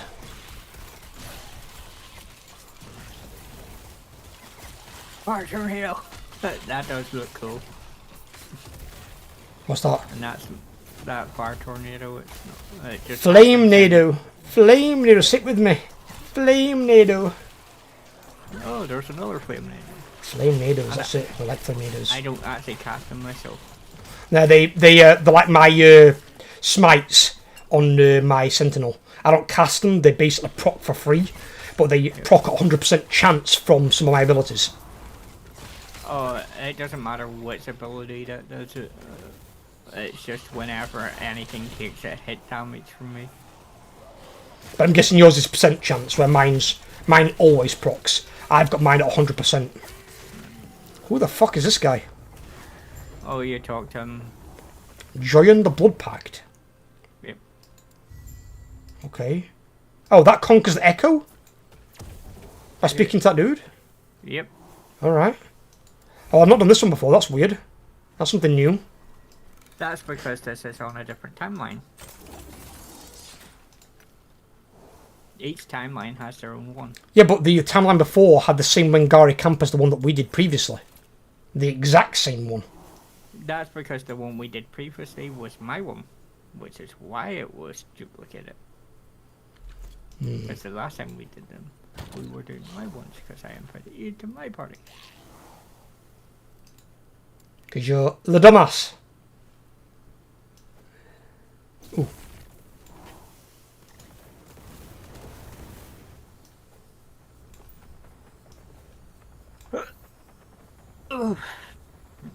I've been so bored I've started watching Supernatural from the start. I'm on season 3 now, out of 15. Supernatural is very, very good. Ella wants to rewatch it again. Yeah. Hard to believe there's 15 fucking seasons. Because it's so fucking good, dude. There's rumours there might even be a 16th. There is talk about them coming back because the idea were they didn't finish 15 how they wanted because of COVID. So a lot of the cast couldn't get there for the fight. Have you watched it all? So I don't ruin anything for you. No, I've only... See, I stopped around about 12 because at the time I couldn't afford... I was always busy or there was something else on. So Well, what I will say is then to keep it vague is the final scene, essentially, was supposed to have all the cast members there from past seasons. Like some really obscure people you wouldn't expect that hadn't been there in years. Some were obviously dead and stuff. They were all supposed to be there for this final scene. And because of COVID, they couldn't get them all out to Canada. So instead of them all being there was just Sam and Dean. Yeah. So you didn't get to see the ending as they intended it. Yeah. So the idea is if they do 16, I don't know who they're going to do as a bad guy considering they just, beat the... Well, do you know who the last guy is? No. You don't? Well, I'll find out. I can't. I'm not going to spoil that for you. I can't spoil it. I can't. I'm not going to. There's no way because you'll want to know. But But when they beat the last guy, it's like, how do you one-up that? There is no one-upping that. So it's... Yeah. I don't know who they would do for a bad guy if they did another one, is the only problem. They'll probably find some way for some stupid cult to raise up one of the bad guys again. Yeah, but it'd have to be more powerful than the bad guy they just faced. Because the bad guy they just faced is the creme de la creme. Yeah. No, if they've just killed him, imagine if someone found a way to raise him back. So they have to go after him again. It's not possible with how it ends, which is why I can't spoil it for you. Because he technically exists, but it's not him anymore. Yeah. I hate this one. It's normally long. Well, normally. And then just stick together. Oh, you want to kill Oh it? God, idols.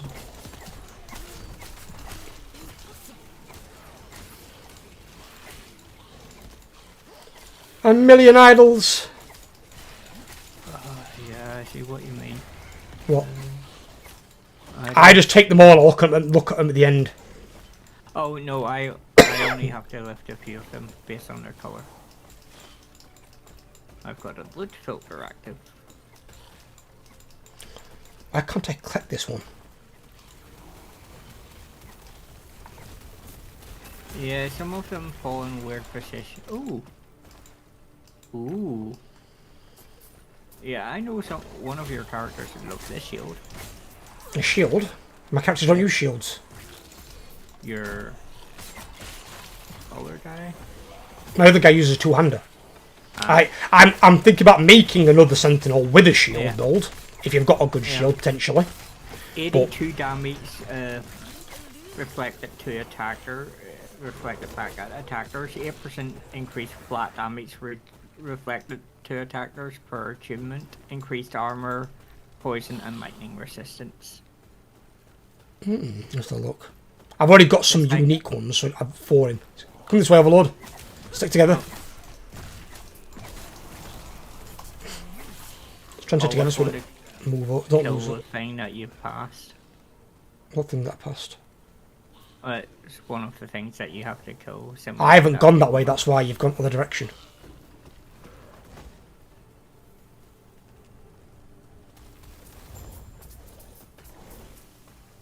That's why I didn't go that way. I didn't pass it, I went down and did another one. Just so we aren't going to go round at the end looking for any, like, purple items. Oh, there's a mage thing. There's also a quest thing, whatever that is. Oh, that's just you run into it and it pops.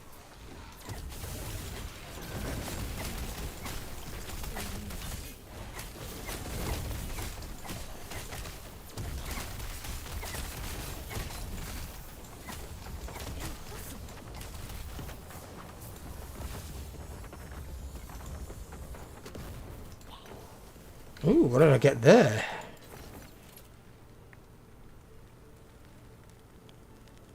Yeah, no, it's not that good, to be fair. Where are we at?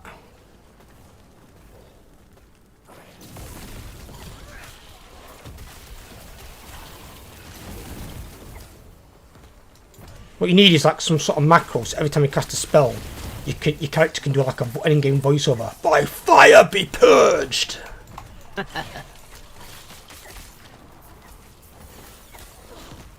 Oh shit, Angerbat, you have to give me a minute here.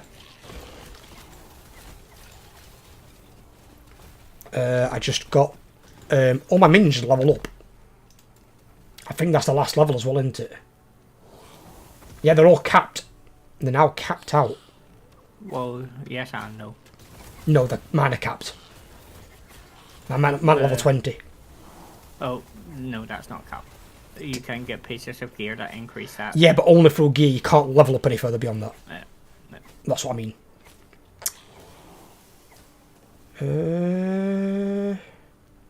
Where do I want to put this point? Do I want to put it in there?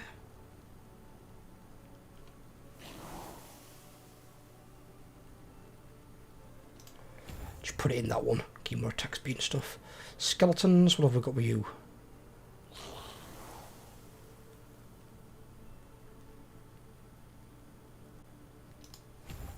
That one, Wraith. Wraithy.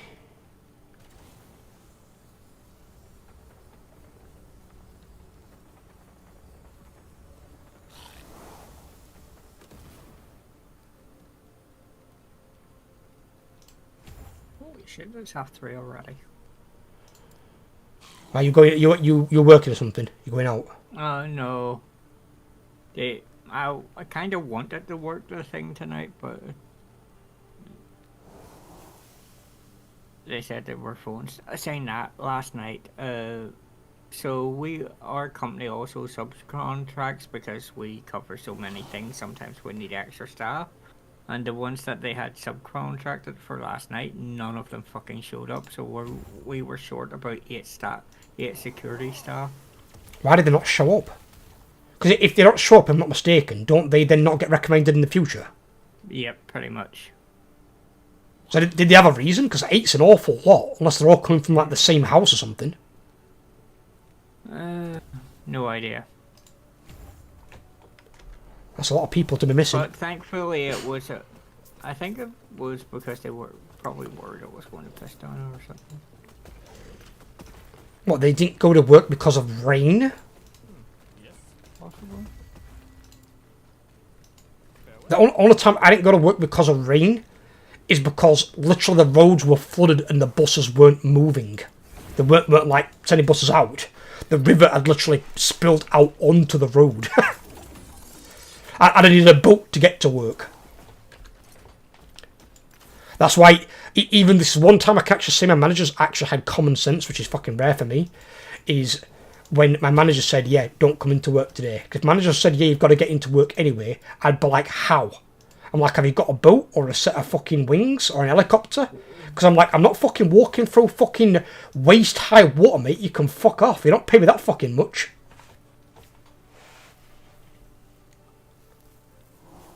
Not a bloody chance. I'll probably go for another 30 minutes and then I'll have to make something to eat. Go for it, buddy. Well, don't let you sit and starve. If you want some food, go and get some food. And just come back when you've got some food. Just yet. Oh, shit. I dropped that. Plus, I technically already have something cooking while I'm sitting here. It's just, it won't be ready till just after 4 anyway. Slow cooker. Indeed. Because I need probably Yes. sleep most of the day. Or... Take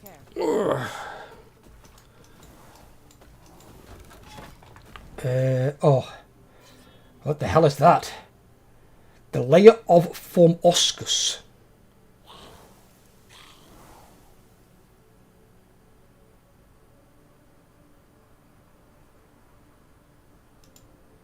So rescuing the living Wengari because one clan didn't join and other one did. Alright. So who's this big bastard then?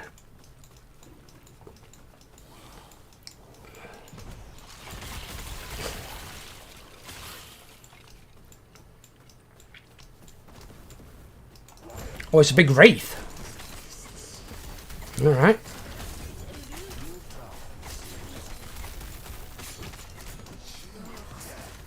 I'm a fucking tank in his fucking elf. Where the fuck did he go? He just appeared a teleport.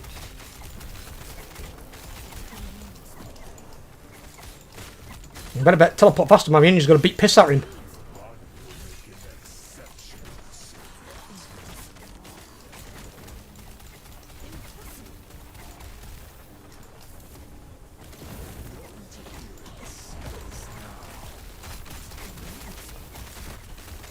If only right, you were much stronger than this fucking guy. He just got beat to death. Alright.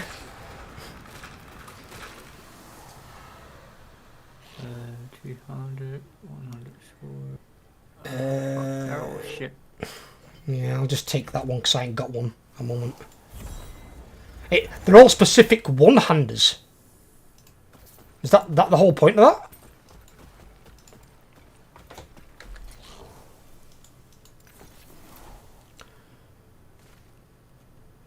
We actually got a legendary neck piece though.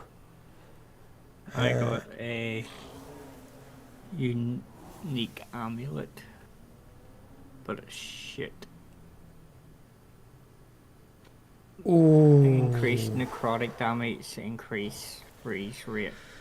There's a thing here, but it's weird, it's dirty, it'd be a different change.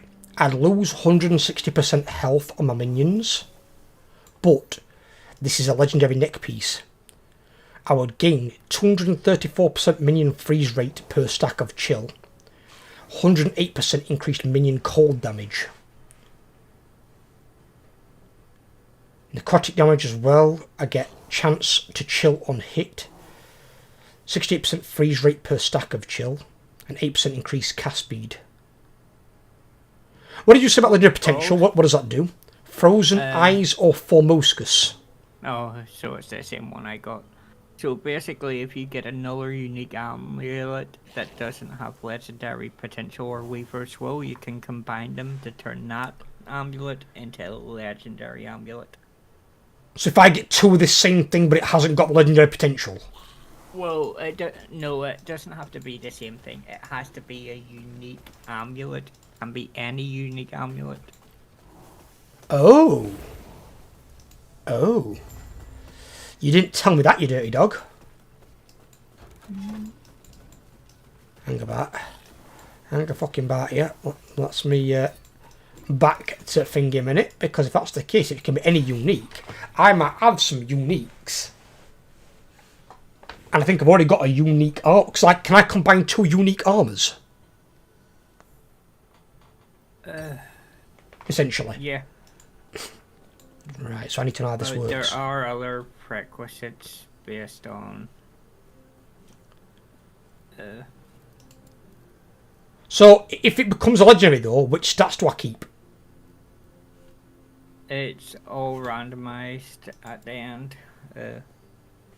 Usually gives you the better of the two stats. Defining in what way though, because obviously some stats are very specific. It keeps usually the stats from the one with legendary potential on it. Right, okay, that's what I wanted to hear.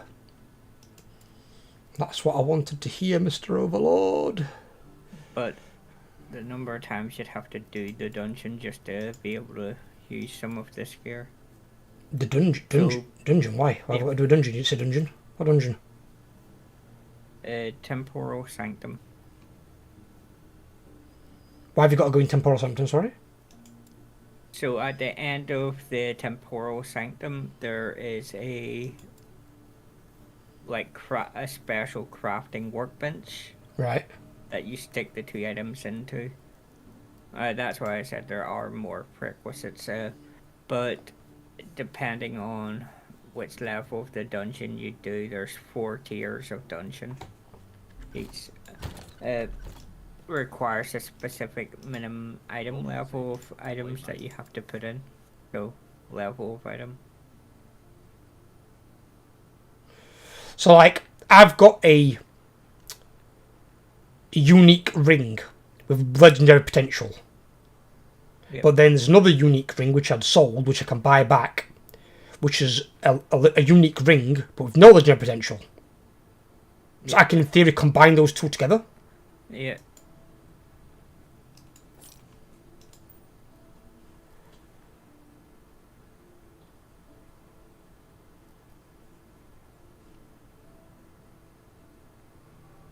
What I'll do is, depending on if you've got this area unlocked, I'll teleport to it and you can teleport to it. No, don't go there, don't go there. I'm not going to go there now. I'm just... Oh no, it's just so you have the teleporter. I think I would have the teleporter. I've been to every fucking thing. Dungeon. It's going to be fine. Right. So I bought those back, because I didn't realise that was a thing. So if I've got a duplicate, then I can use that on it. We can see what's what. So what I will do is, I will add them to Because I think I sold most legendaries because you can't have forging potential. But then the idea behind it is you don't need to have forging potential anymore because you can do this instead.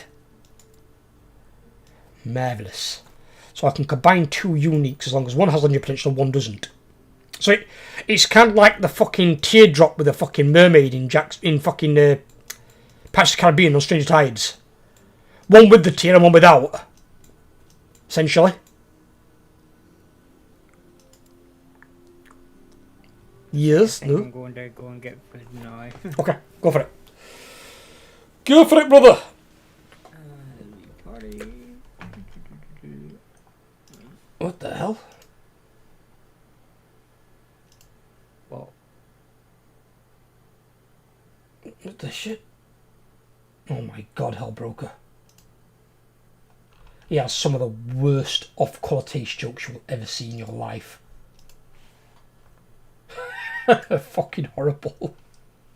It's like, why does somebody make up a meme or a joke like that? Some of those are horrible.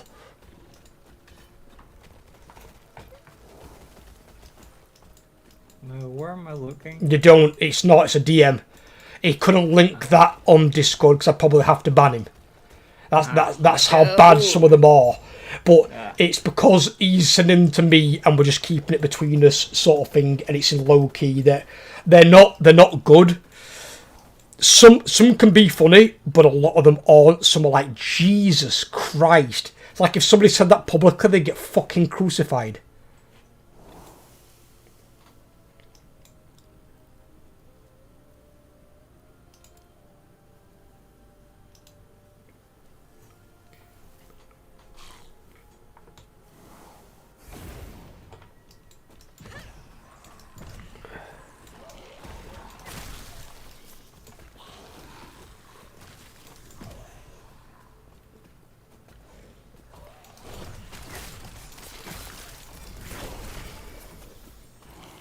Okay.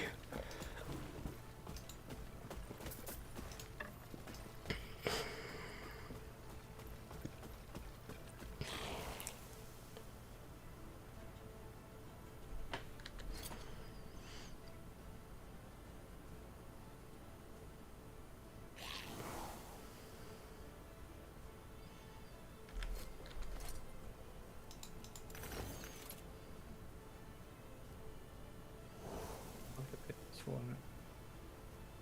In the main channel, though. Hey. What's the water? I put one called Cookie in the main channel on Discord. Yeah, don't make him too bad. Don't make him his level of bad. No, you'll get the reference to this one.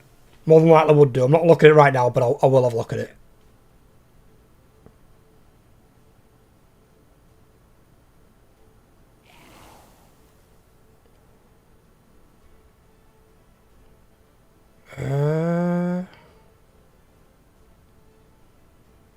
Yeah, we'll max this out first anyway. Gives intelligence, which we need, and minion critical strike chance plus intelligence gives us more ward retention as well, which is always good.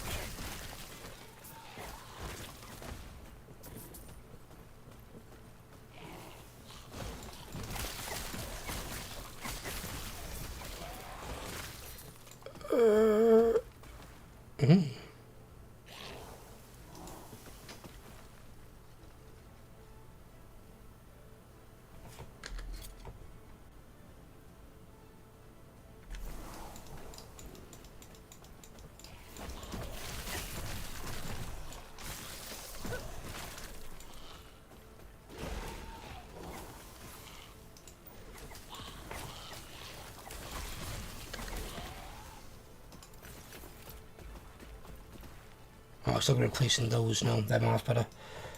Get about that.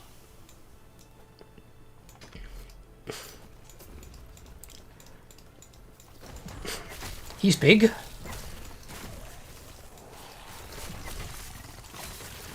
Never mind. My golem's bigger.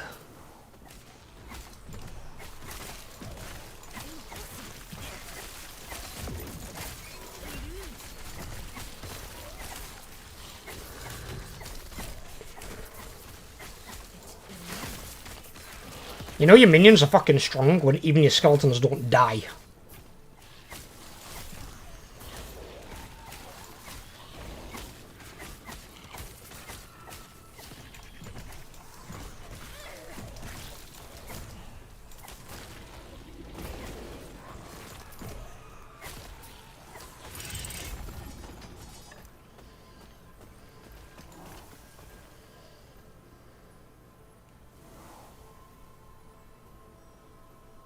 We've got to stabilise this polar more.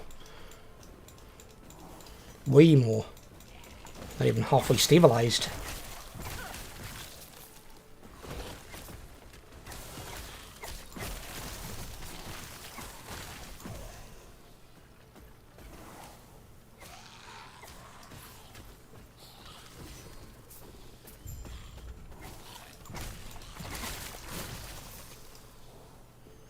What I think's really good about this game as well, the fact that they have offline mode available, and it's like a lot of games these days don't have that.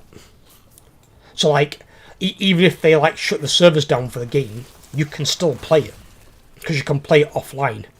You basically essentially like locally host it yourself, sort of thing.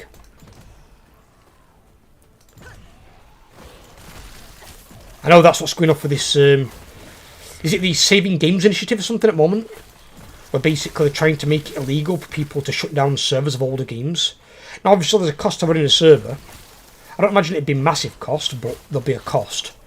And if companies aren't going to support a game series anymore, I can understand they don't want to support it.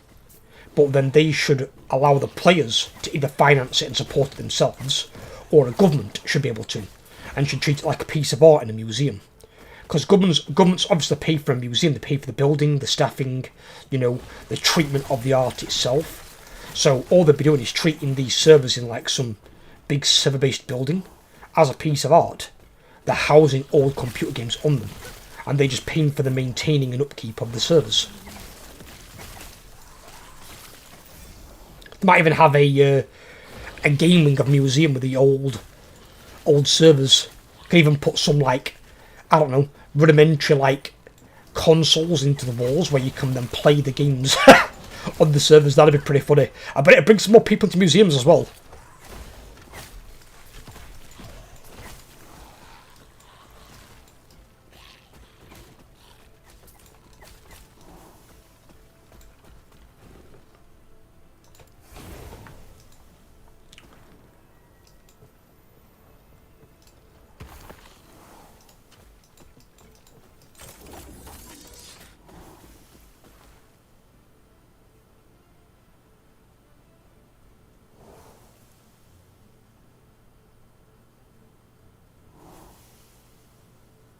No, they're no good. They're no good.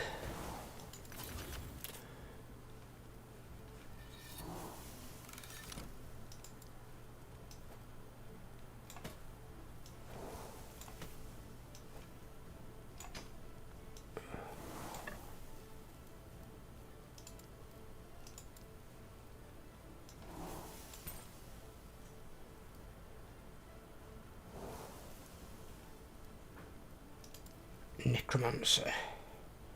Pop that in there because that is a good neck piece despite it being yellow. It gives a lot of health to minions. But this one's more about the damage.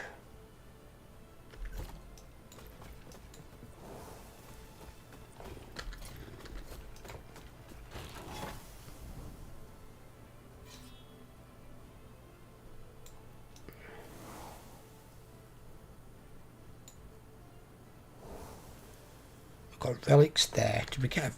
No, we didn't get a relic, did we? No, we just got rare ones anyway. Got legendary from that. We still need catalyst and relic.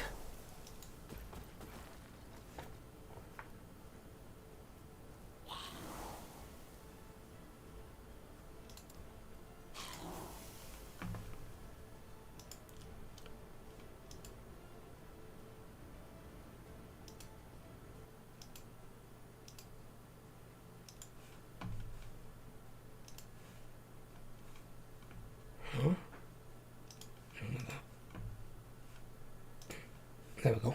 Come on. Lost me OBS there for a second.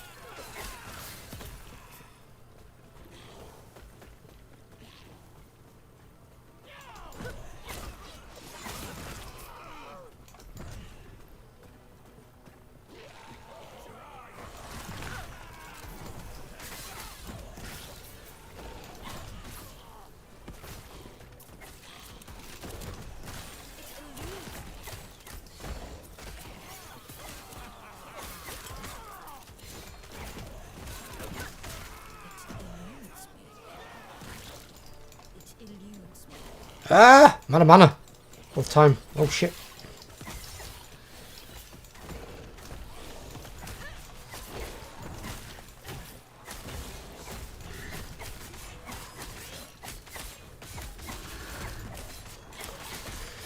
But you live and learn. I'm still a newbie, I suppose, to the YouTube game overall.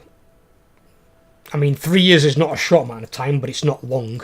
Not when some channels have been doing it 10, 12, 15 years. By comparison, I've done it almost nothing at all. The only difference is that I've got a lot more content than some of these channels because I put out a lot more content. That's because Let's Plays and playthroughs really aren't hard to make content of. They're not. You've just got to be, you know, somewhat entertaining and genuine in your reactions, which I am because I get fucking terrified. When I see some of my reactions when I watch them back with Ella, fucking, it's my face sometimes. So the fucking like looks at my face like I'm like, I like, did I really do that when I was recording it? Because I obviously don't see it. I don't look at that sort of thing. It's fucking weird.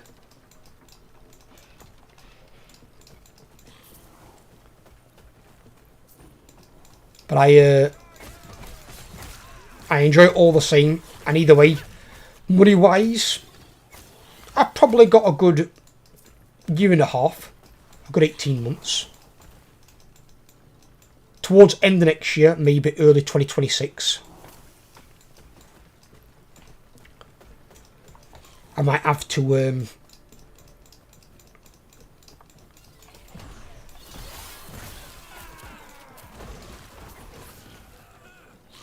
see what I can kind of try and achieve, try and do, and then from there I'll have to make a call.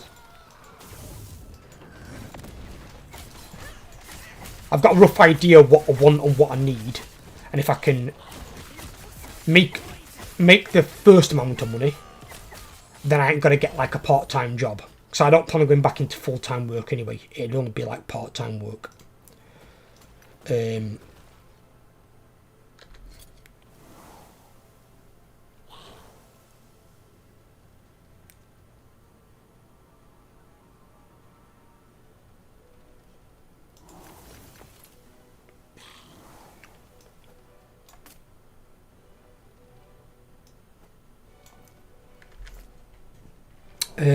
What we're at?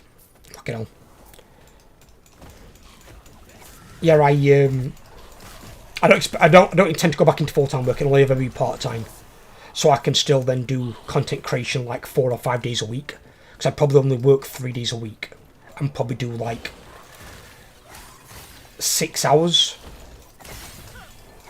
maybe 7 at most. But probably more like 6, because then it's like under 20 hour.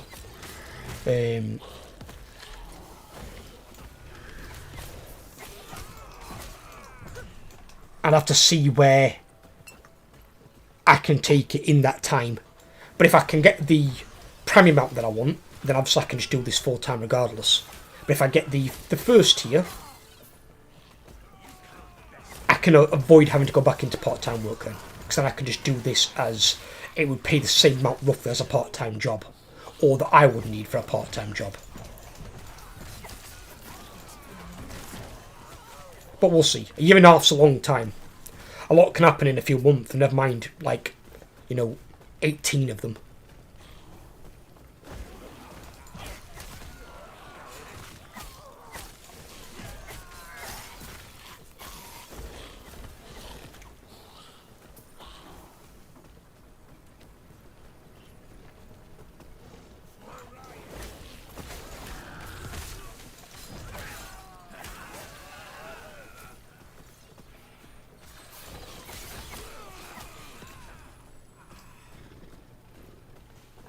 Right, it's good to see this dude's got. We empowered these, didn't we? Yeah.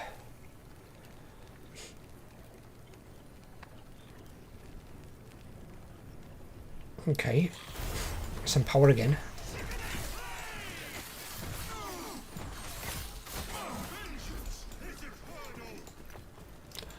They actually blitzed that guy, Jesus. He stood no fucking chance.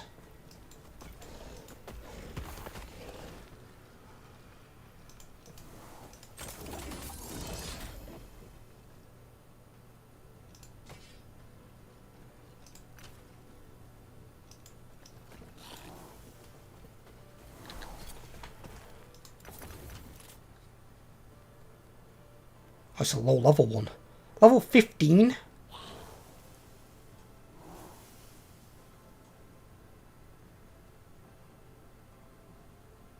Ugh. That one's no good, it's 2 level. That one we can confidently sell.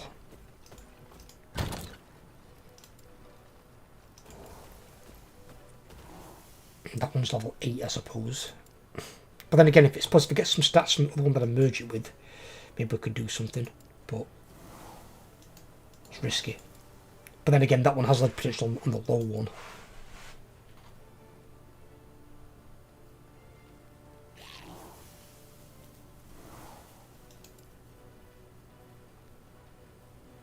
So that one's level 63. That one's a lot better. And I could combine that one with that one. It's a risk though, because that Phantom Grip is a really good ring. And I'd like to keep that +2 to all minion skills. Because losing that is not ideal.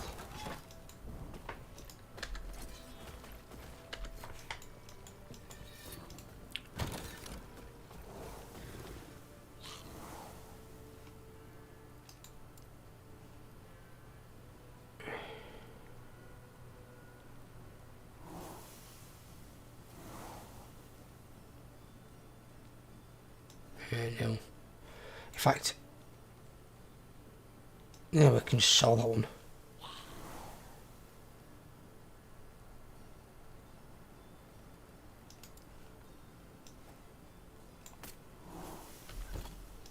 Yes.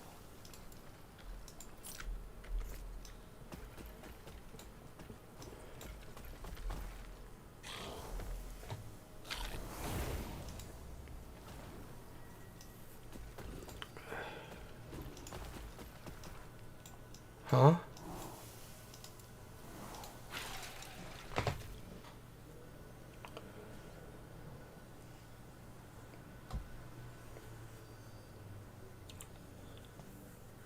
Right. What I think I'm going to do is, because I've still got a number of recordings to do for Warhammer 3 since, because the crash thing last night pissed me off, I'm going to call the stream here, and I'm going to go and do those recordings and get them done and out of the way. But I'm going to take a little break first and get some food. So I hope you guys have enjoyed. If you have, leave a like. If you're new around here, please subscribe. Take care of yourself, my guys, and there'll be a video going up at 7 o'clock as well. So I will speak to you all very, very soon. And on Friday, we'll have some Lethal Company, and then some more Last Epoch on Sunday again next week. Take care, everyone.